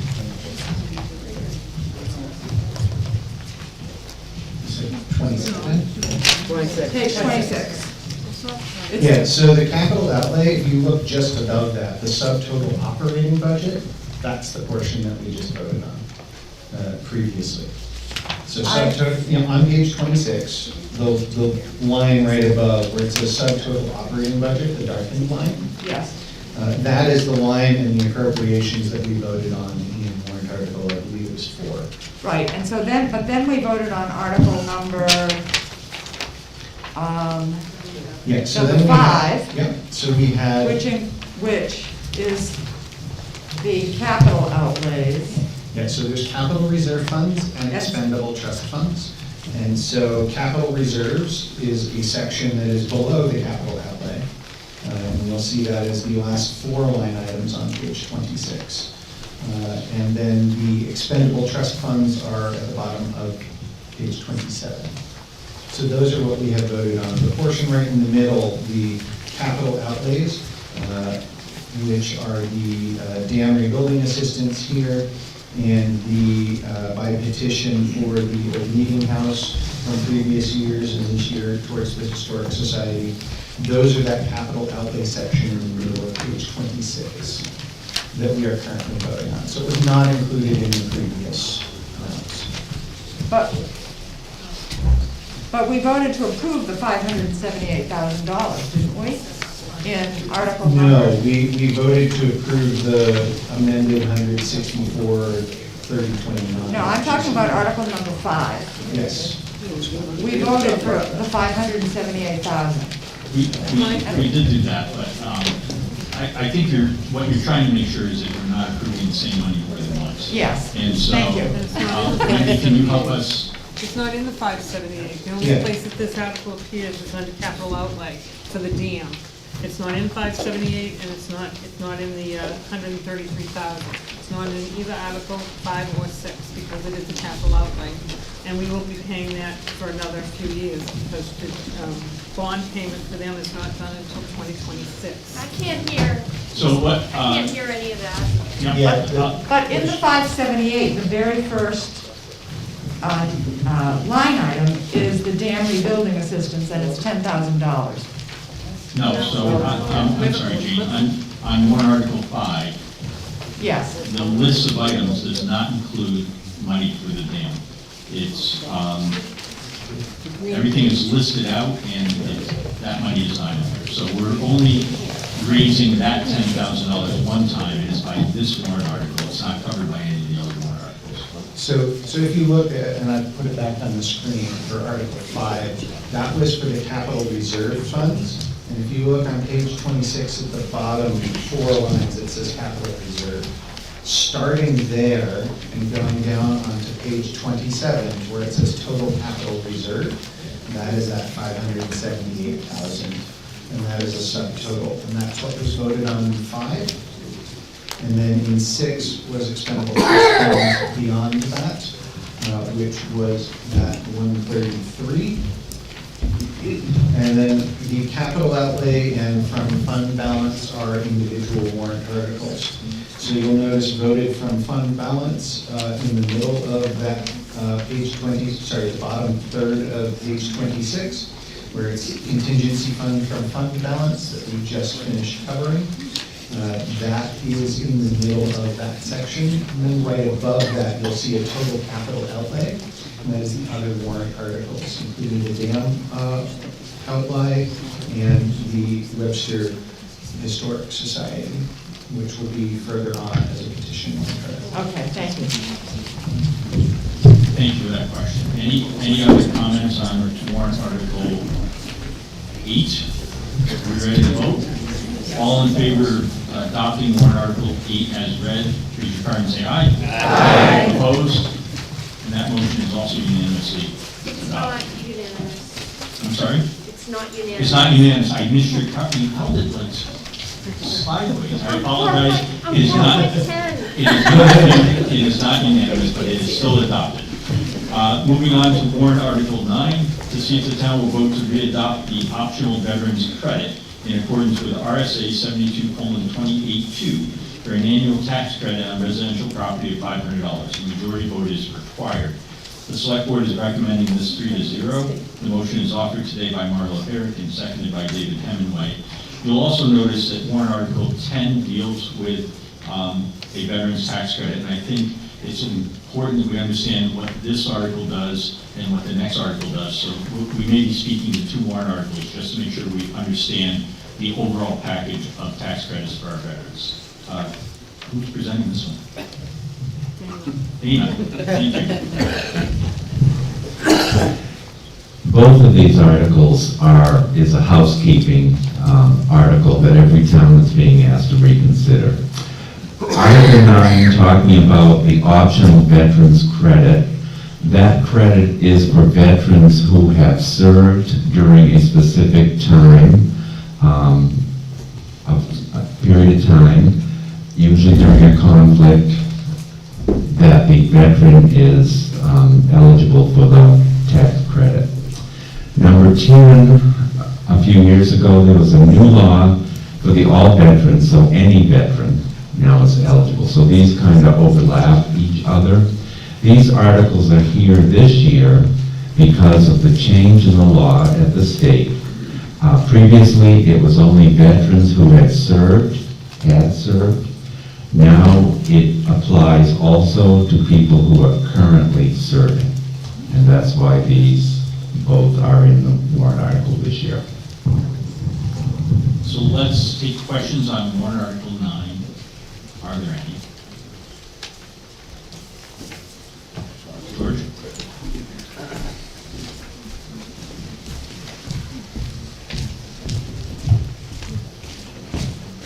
George Gagnon, Little Hill, so last time this came out, I actually pushed this veterans tax credit. You actually called me on the carpet on it and stuff.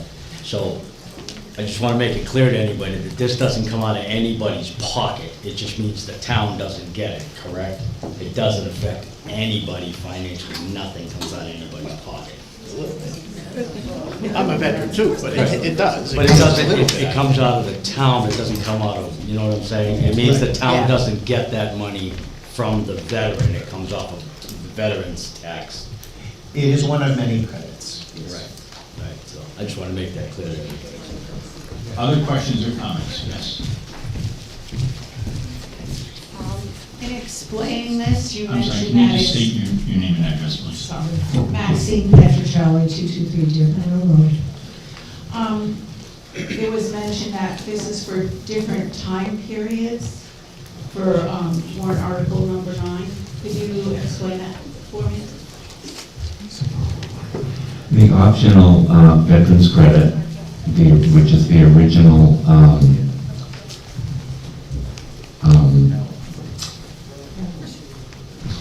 what am I trying to say? The tax credit that was proposed by the legislature several years ago now, specified what veterans who had served were eligible. For example, someone who had served in one of a conflict, Korea, Vietnam, Grenada, that type of thing.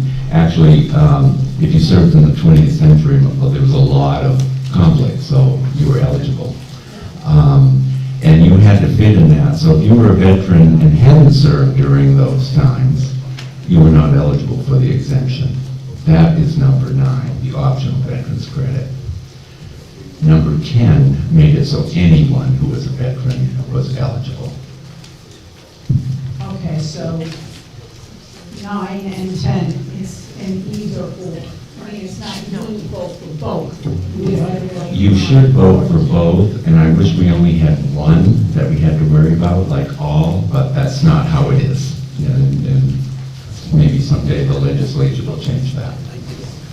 I just have to say, if you've signed up to be part of our armed services, I don't care if there's a conflict or not, you deserve that optional veterans credit. That's number 10. Any other? Maybe wants to clarify? So I'll simply make a point here in that the original one was the optional veterans, which was for those specific items serving in a given month. That still is on its own and its own thing. The all veterans tax credit works in a different manner and is for those that, for example, did not serve in those. So the two are similar and have a similar and same effect. A veteran is not eligible to have and get the same pot of money from both of them. So it is a side-by-side set of warrant articles and RSAs. The only change from how the town has currently adopted them and that the legislature put forward and why we now have them to re-adopt is that they have made it so that you don't have to be an ex-service member, you can also be a current service member to get these. And that is the only change that we are looking at today. Any other points on Article 9? Are we ready to vote? All in favor of adopting Article 9 as read, raise your card, say aye. Aye. Opposed? Okay, I'm calling it unanimous on this. Thank you. That has been adopted. Moving on to Article 10. To see if the town will vote to re-adopt the all veterans tax credit in accordance with RSA 72:28-B for an annual tax credit on residential property, which shall be equal to the same amount as the standard or optional veterans tax credit voted by the town of Webster under RSA 72:28. A majority vote is required. The select board is recommending this 3-0. This is offered this morning by Marlo Herrick and seconded by David Hemingway. We discussed it a little bit. Are there any further questions or clarifications on Article 10? Are we ready to vote? All in favor of adopting Article 10 as read, say aye. Aye. Opposed? And we'll call that unanimous also. also, so Article 10 is adopted. Mr. Chairman, Yes. I move to restrict Articles 7, 8, 9, and 10. A motion to restrict reconsideration of Articles 7, 8, 9, and 10 has been made. Is it seconded? Second. Several seconds in the room. All in favor of restricting reconsideration on Articles 7, 8, 9, and 10, say aye. Aye. Opposed? And so that motion Who is made the carried. motion, please? It was Mr. Pulaski, correct? Yes. Who made the motion? It's several seconds, you can pick somebody. Article 11, to see if the town will vote to adopt the Webster Community Power Plan, to authorize the select board to implement the plan, and to take all action in furtherance thereof, pursuant to RSA 53-E. The Webster Community Power Plan is an opt-out program that offers more flexible electricity procurement. The plan will initially provide lower electricity rates for residents, or it will not launch. Initial participation in the plan can be declined, after which enrollment becomes voluntary. The select board is recommending this by a vote of 3-0. The motion is made this morning by David Hemingway and seconded by Dee Blake. And David, I think, has a slide or some presentations to make about this. Thank you. I will first recognize that we have Henry Herndon here, who is a representative from one of the organizations I'll be discussing. And so he will be able to help answer any additional questions if they go beyond what I happen to know up here. So how did we get here? I'm going to try to keep this short and not just read all of the slide deck for you. But in short, there was a law that was passed in 2019 that allowed for community power projects to happen. In 2021, that was made so it was more beneficial and more capable for us to actually move forward with it. The select board made the energy committee in charge of making sure that this would get done and putting the details together. They have gone and done that, including joining with CPCNH, which is Community Power Coalition of New Hampshire, which Henry is a member representative of. So that is how we got here. There were multiple public hearings that were held by that committee. We also held this as an information and question session at our budget public hearing, and we are now here to ask the voters about this.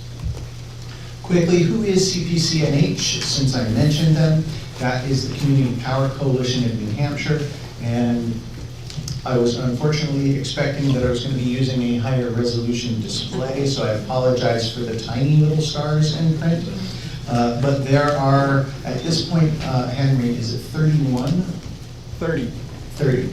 There are 30 different municipalities that are included in this, which include several cities, many towns, and also a county.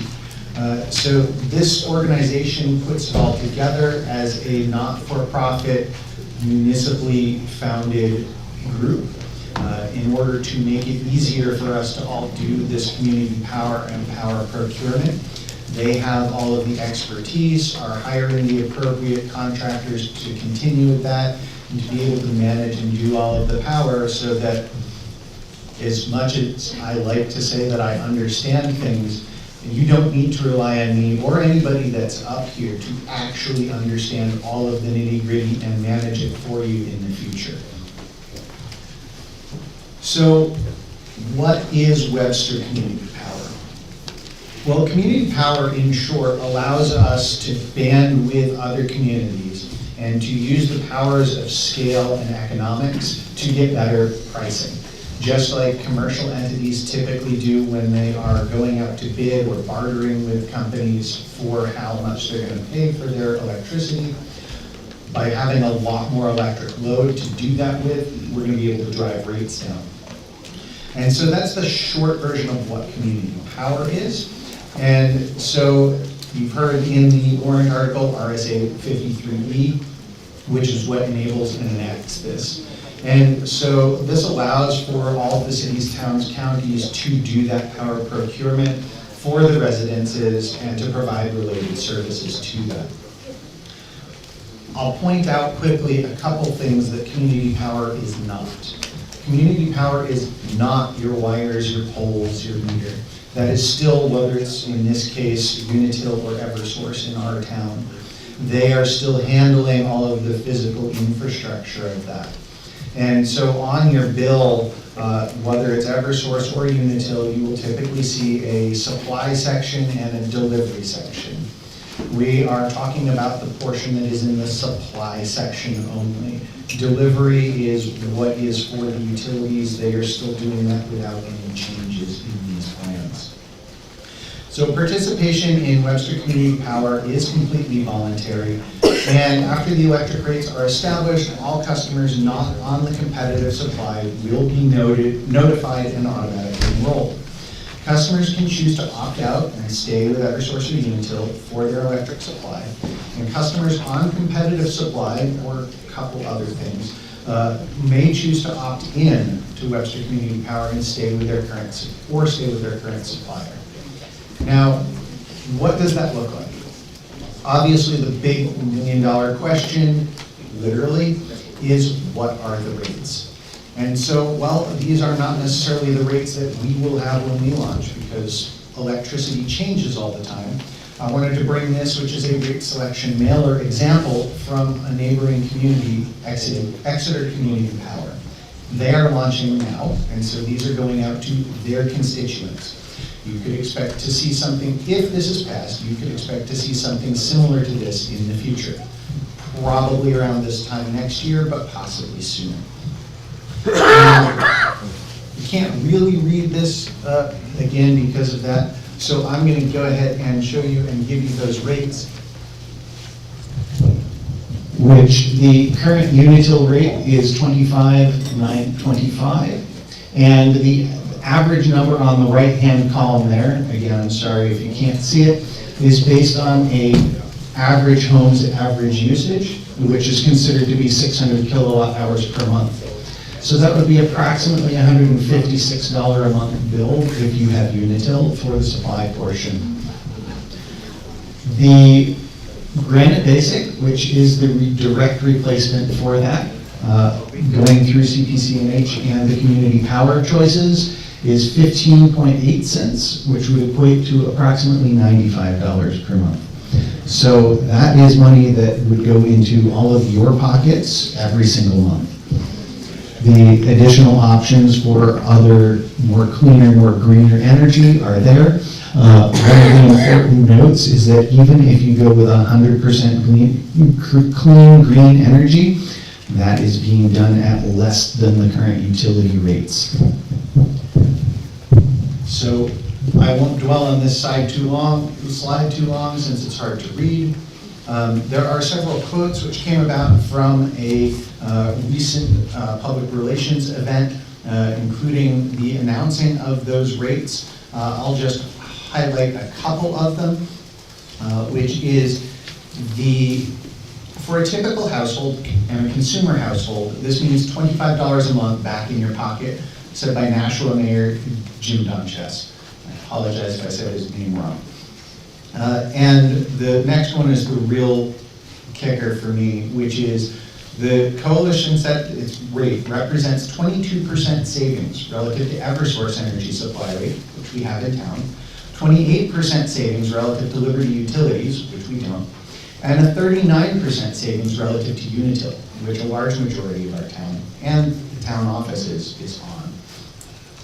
And so by law, taxpayers cannot get stuck footing the bill for community power.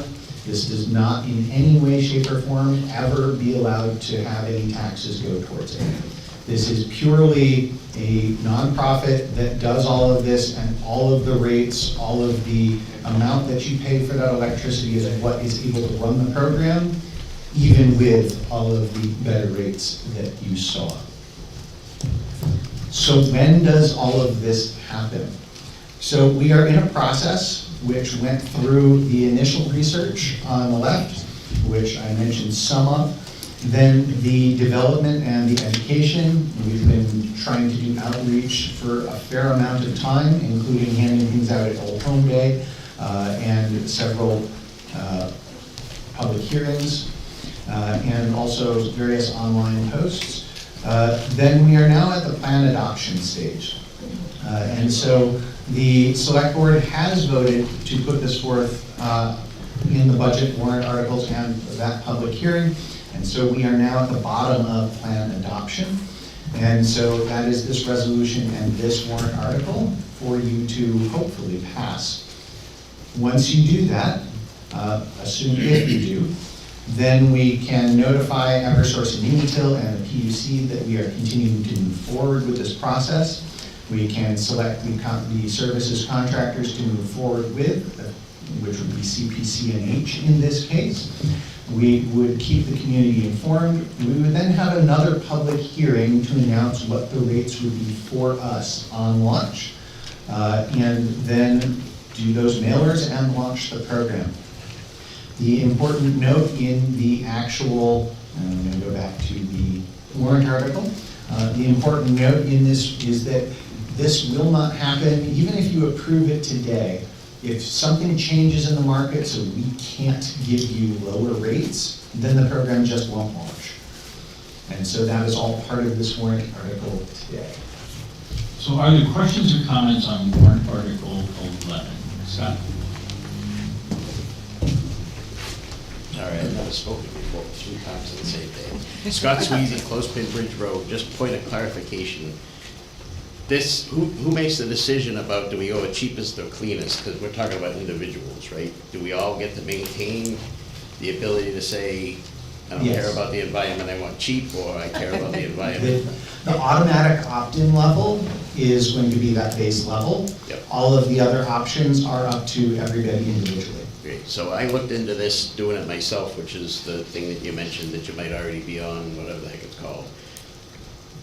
There were like penalties and stuff if you stopped, or does the town face the same We do not. constraints? So At any point in time, you can opt in or out. As far as we would be concerned with Webster Community Power, and that would take effect on your next bill.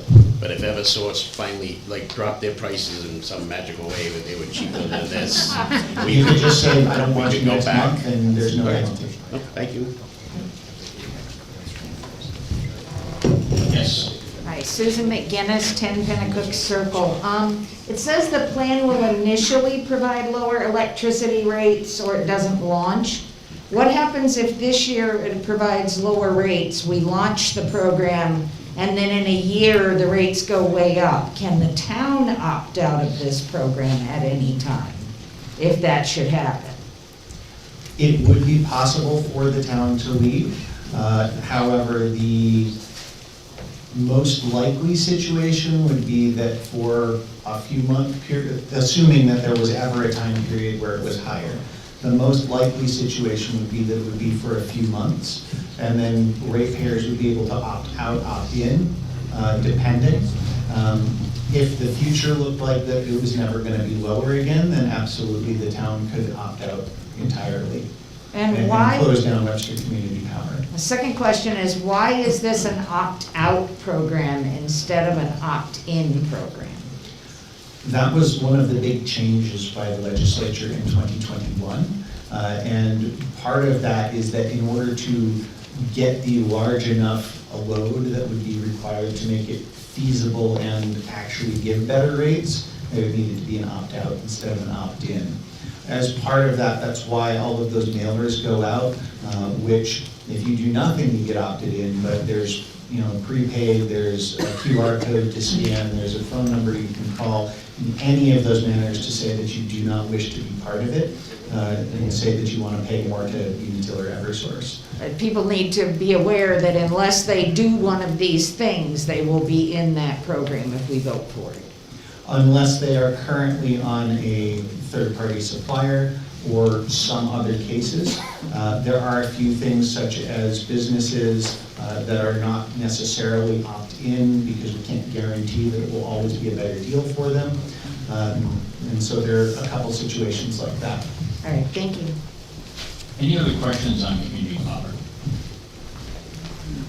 Okay, we ready to vote? All in favor of adopting warrant article 11 is read, say aye. Aye. Opposed? And that motion is also adopted unanimously.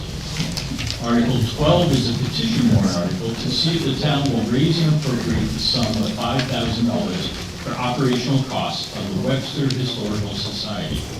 The select board is recommending this by a vote of 3-0, and I believe Barbara Corliss is moving the motion today. Is there a second to the motion? Second. Is there a second? Barbara, did you want to speak to it? Yes.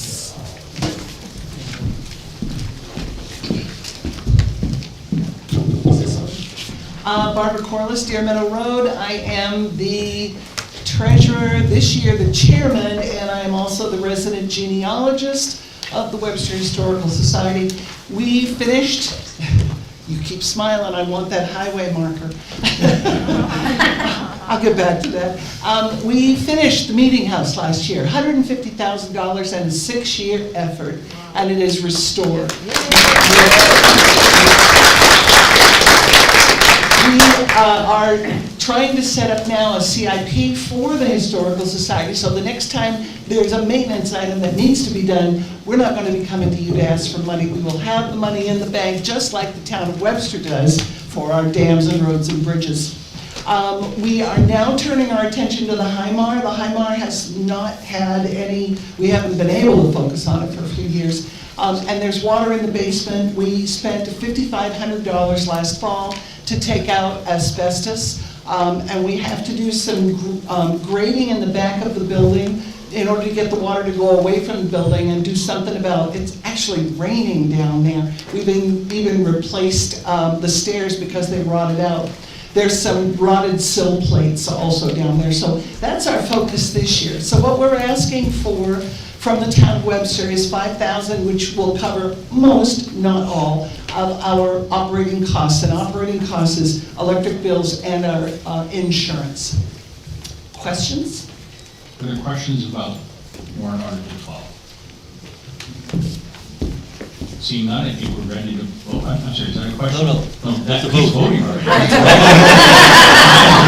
All in favor of adopting warrant article 12 is read, say aye. Aye. Opposed? And that motion is also unanimously adopted. So now we're on to article 13. This is to transact any other business that may legally come before the meeting. So let me just frame this for a second, because we are at the 12 o'clock mark. So I'll just ask anybody coming up to be mindful of, I promised high noon, and we're now over it. I do know the select board has a couple of quick straw polls that they want to take. Tara and Sally have asked for a few moments to speak, and so we're going to entertain that, and then of course anybody else is welcome. This is your one chance. So let's start with the select board and some quick straw polls. All right, so this is one that hopefully will be quick. And so a junkyard ordinance has been put forth by the planning board for the select board's consideration. This would align us with state law on the matter, allowing us to recoup fees in the event legal action is ever required. Recent court cases have not granted legal fees to the towns due to not having passed a local ordinance.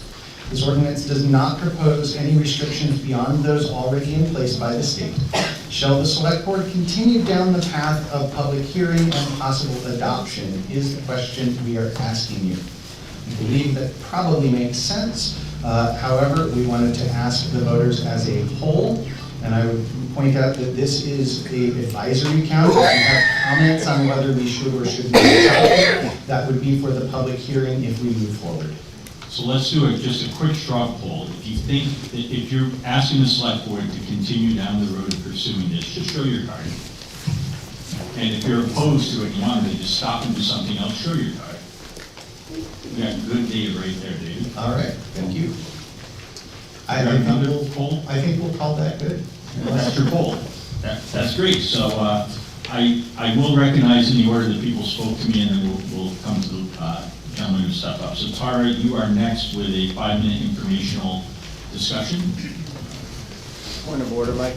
Yes. Can we restrict reconsideration on all the articles that we've passed that we haven't restricted yet? I believe it's 11, 12. It's 11 and 12. So a motion from Mr. Nudd to restrict reconsideration of Articles 11 and 12, seconded. All in favor of restricting, please say aye. Aye. Opposed? Thank you for that housekeeping. Tara, the floor is yours. Thank you. I was going to say good morning, but it's good afternoon now. What I'd like to discuss with you is the importance of becoming familiar with what's going on in town, all the different boards that we have, the different committees and everything else, and also our important town policies, and this is why we all have all chosen to live here. We elect our town officials, our friends and neighbors, to their posts to govern our town and to protect and care for our town and represent us honestly. We thank all who have taken the time and ambition to do for, because it's not an easy job, and it takes a lot of time.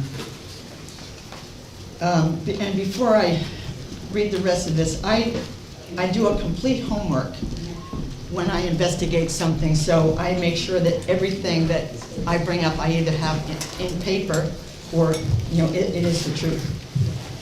One important policy is the selling of town-owned properties, which was dated July 3rd, 2017, and also the fraud policy. The selling of town-owned land policy is of great importance right now, and due to the fact that it was illegally broken by town officials on September 23rd, 2019, in a private backdoor session with closed minutes. Two adjoining 1.5 acre lots owned by the town for approximately 10 years and were not for sale, which was brought up in public Board of Selectmen meetings. Town officials talked about digging a test pit for materials, sand and gravel, for the highway department to possibly save approximately $100,000 or more for town highway work, because we would have it right there in our backyard on 2 different roads in town. Otherwise, they would have to go out of town and pay for it and truck it, so it's a lot of money. The 2019 Select Board in private session decided to accept a $7,000 offer sent into the office for both pieces of land valued at $22,400 per lot, for a total of $44,800. Mind you, this land was not for sale at the time. This land is now valued at $15,300, for a loss of value of $37,000 to the taxpayers, and now a very low tax value. The same officials had affirmed to keep this land at previous Board of Selectmen meetings. This could be a possible loss of funds to the taxpayers over the years of close to $150,000, some for the gravel and sand and the devalued land property. This is not chump change to the town. I'm guessing that the town attorney approved this transaction because the transaction was never publicized anywhere. The entire sale of the property was mistakenly blurted out at a Board of Selectmen meeting in October of 2020, a year after the backdoor sale. The buyer was charged with a misdemeanor under state New Hampshire RSA 95:1. And that statute says, sorry, I need a table.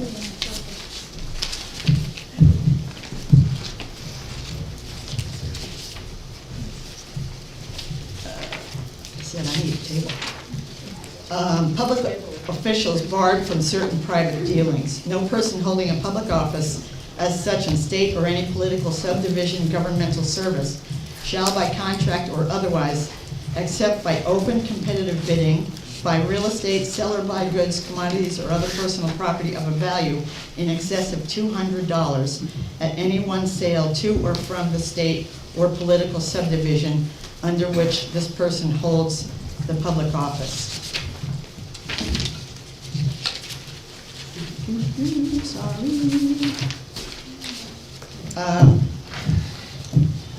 He was found guilty of the misdemeanor and fined and removed from his town position.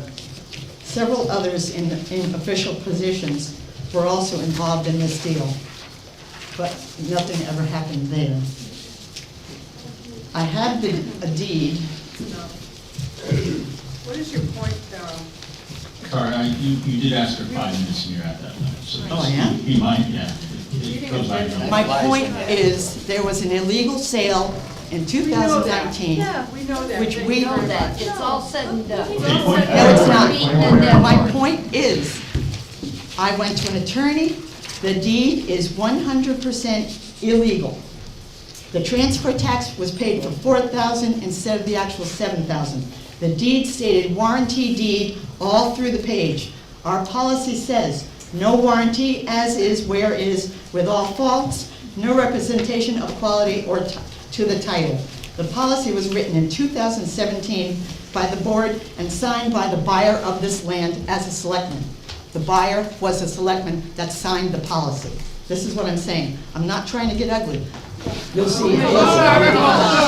Because you're... Point of order, everybody. So Because Tara, you're harassing I'm going me. to ask you to kind of wrap it up, and if you have information, please present it to the select board so that they can... I have to talk to the select board about it. What I want to do, the only way, because this deed is illegal, it's a non-valid deed. And we would like to write up a warrant article for next year's town meeting to get the return of the 3 acres of land back to town ownership, giving the money back to the person that bought it, and bring justice in our town, give everyone a fair chance to buy it if it ever comes up for sale, because nobody had the chance, and keep our budget low. I thank the selectmen for your time and your cooperation in this, and all of you, some of you, for your patience.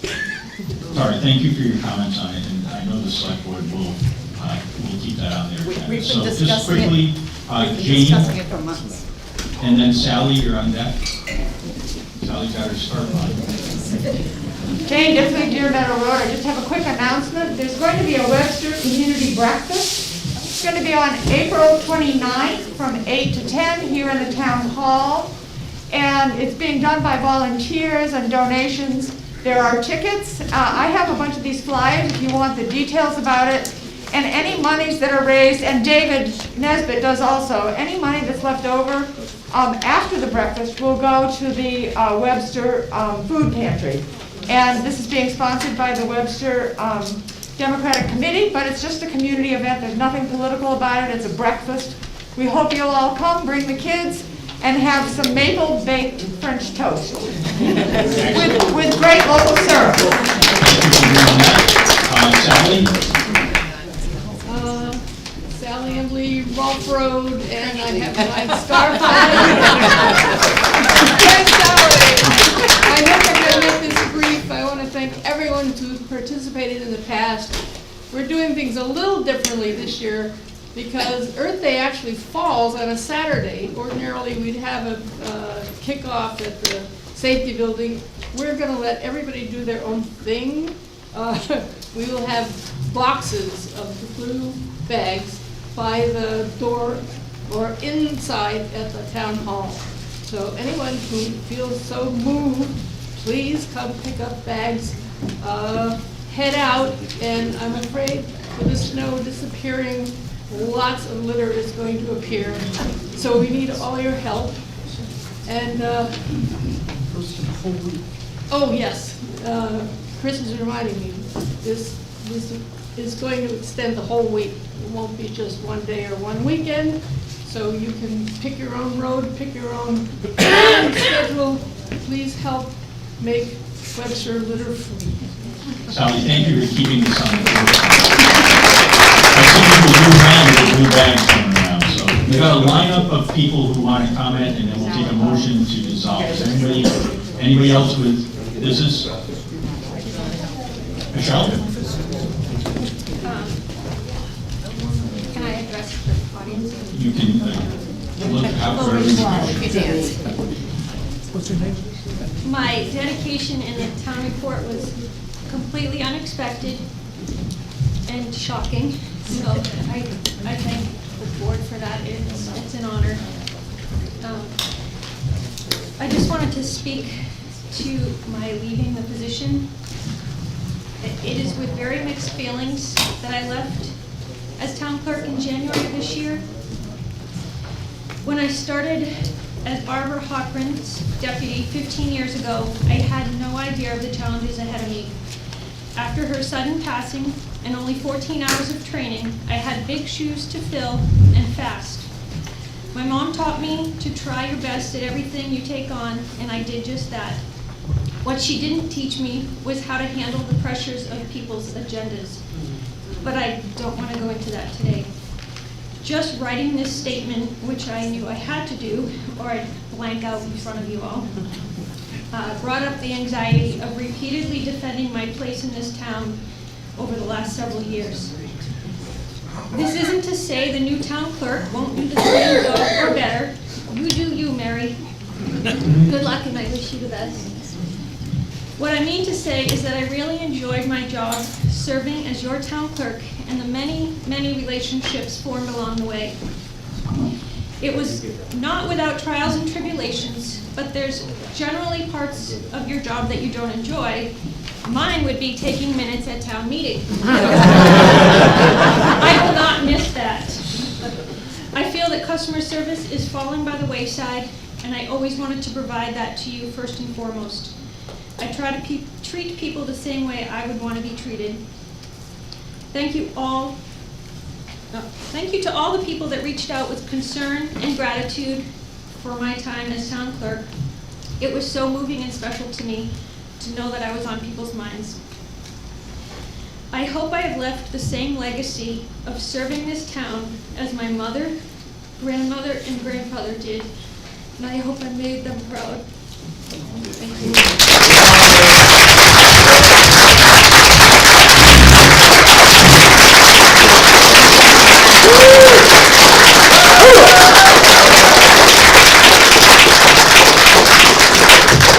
Are there other comments to be made?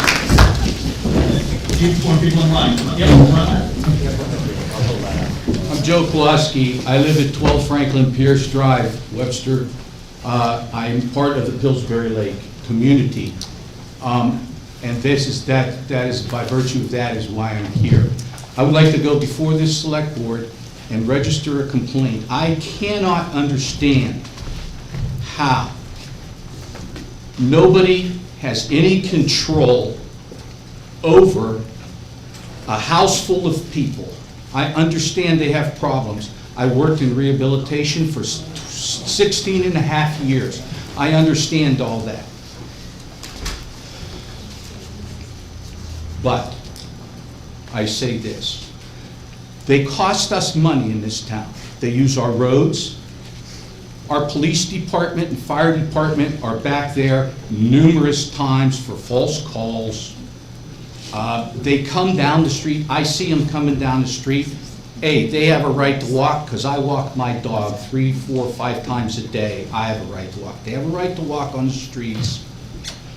But the people who are supposed to be in charge of them are from me to the police chief sometimes away from them.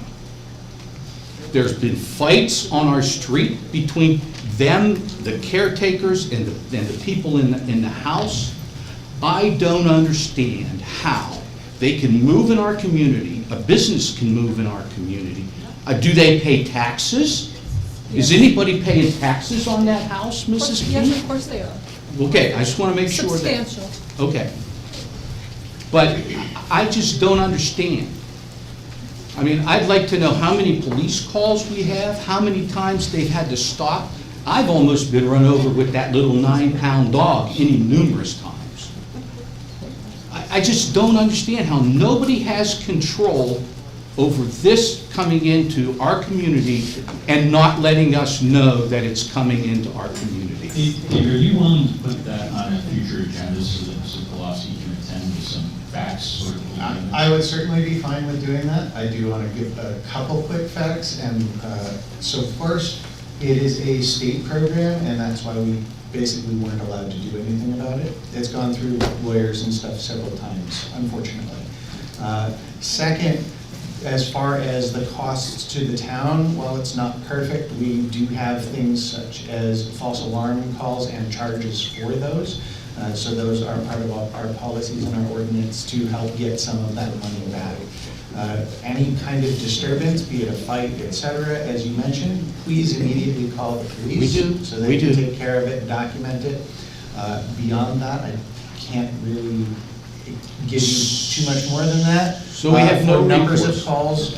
I don't have the numbers, but I'm sure the police chiefs can and fire chiefs can give you those numbers. Okay. And the only other thing is, would you all look into a better cable service than the one? Just say it.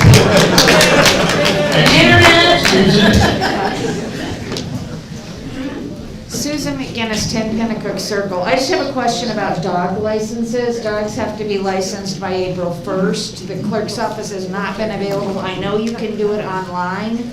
I don't know if other people are like me, but I don't really want to put my credit card information online for a $3.50 charge.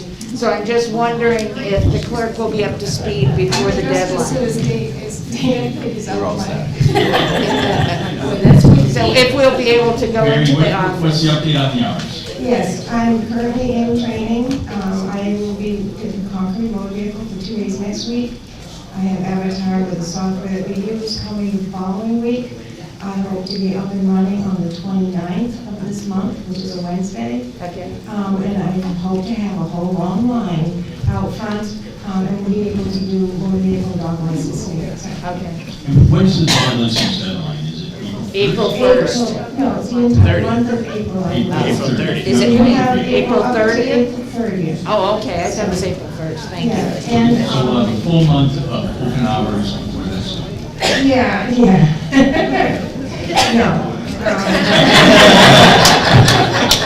I will be open Monday and Wednesday, 8:30 to 12:30, and 4:30 to 8:30, both days, Monday and Wednesday. So there's 2 evenings a week that I will be here in the town hall, town office to help out, okay? Just a question So on those that. will be posted, yeah. Thank you. You can't do it online, is that correct? the dog Not at license? this time. Okay. I've Okay, not thank been you. set up to Right. do all of that, so I Okay, hope so- to eventually have that up and running as well. Okay, So thank that you. the online and mailings can be. I had done. been in to talk to you and you told me that, so I Perfect, just thank you. wanted to. Chris? Yes, I'm Chris Shaver, 590 Town Road. April 1st, there's going to be a genealogy seminar here, right here. Free genealogy seminar by our genealogist in town. The second thing I wanted to say is on the town cleanup week, we have had people in the past come around and pick up all of the blue bags, but we don't have that available to us anymore. Please take your own trash to the dump. It's kind of a concept. However, if you can't, for one reason or another, contact me, and in the grapevine in April, my contact information will be available. So starting Earth Day for 1 week, we're gonna clean this town up. Finally, also, the Historic Society auction ends tonight at 7 o'clock. If you have not gone on the site, you need to do it. There's great stuff available at great prices. And, you know, in the end, it's supporting the Historic Society and a beautiful meeting house. Okay, thanks. Thank you. Anna? Again, it's getting the last word here, so. That's cool. So anyways, if everybody takes a good deep smell, what can you smell? Spaghetti sauce. Tonight at 5 to 6:30 in the basement at the town hall, the church is putting on a benefit spaghetti dinner for a neighboring town, some people that need some help. So come on out and support the church. They're a good group, and they don't get recognized enough for what they do. And keep up the good fight, and thank you for your support. I love you guys. Would anyone like to make a motion to dissolve the 2023 annual meeting of the town of Webster? Made by Michelle, seconded by David. All in favor of dissolving the meeting, say aye. Opposed? Aye. Roy wants to stay all day, he's staying for spaghetti supper. I declare the meeting dissolved. Mary, he just wanted you to add there. You are a newly elected official, please come down front to be sworn in.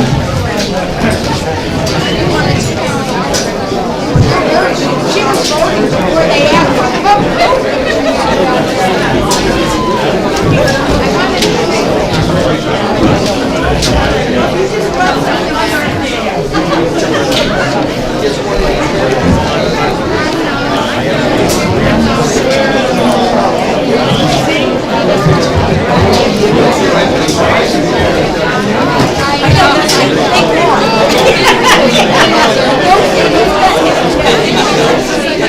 I was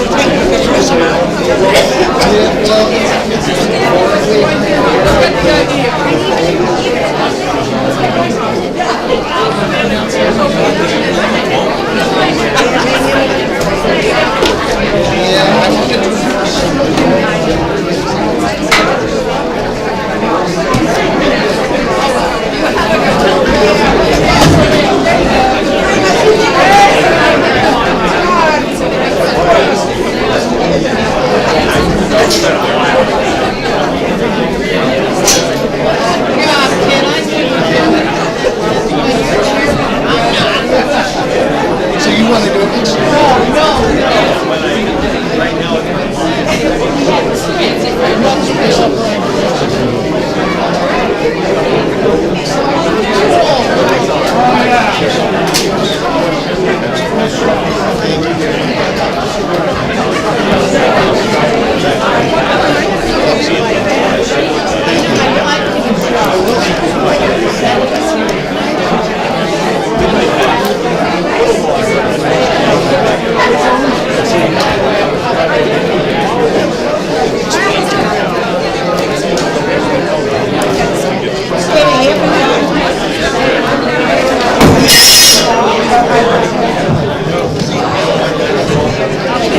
Okay, so we're ready to swear in, I'll keep the mic live.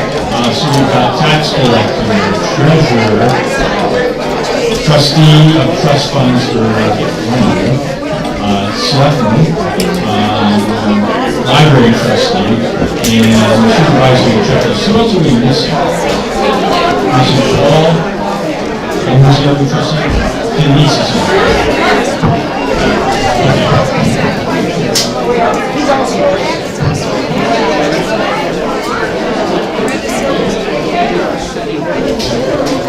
If you want to read along, you can pick up your oath, you're going to need to sign that.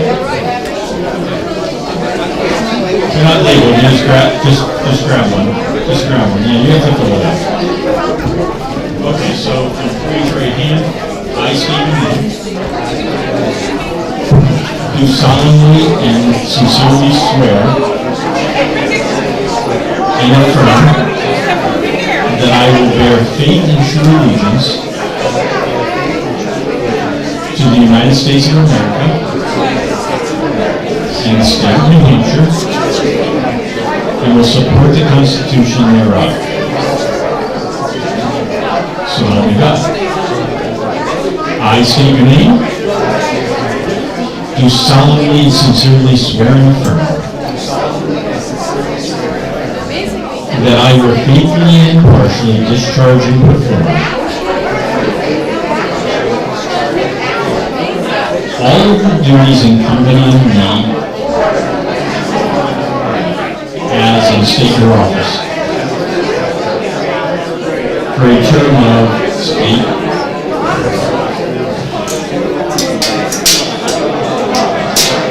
according to the best of my abilities, agreeably to the rules and regulations of this Constitution and the laws of the state of New Hampshire. So help me God. And if you can fill out the information there, I will sign it. And thank you all for stepping up.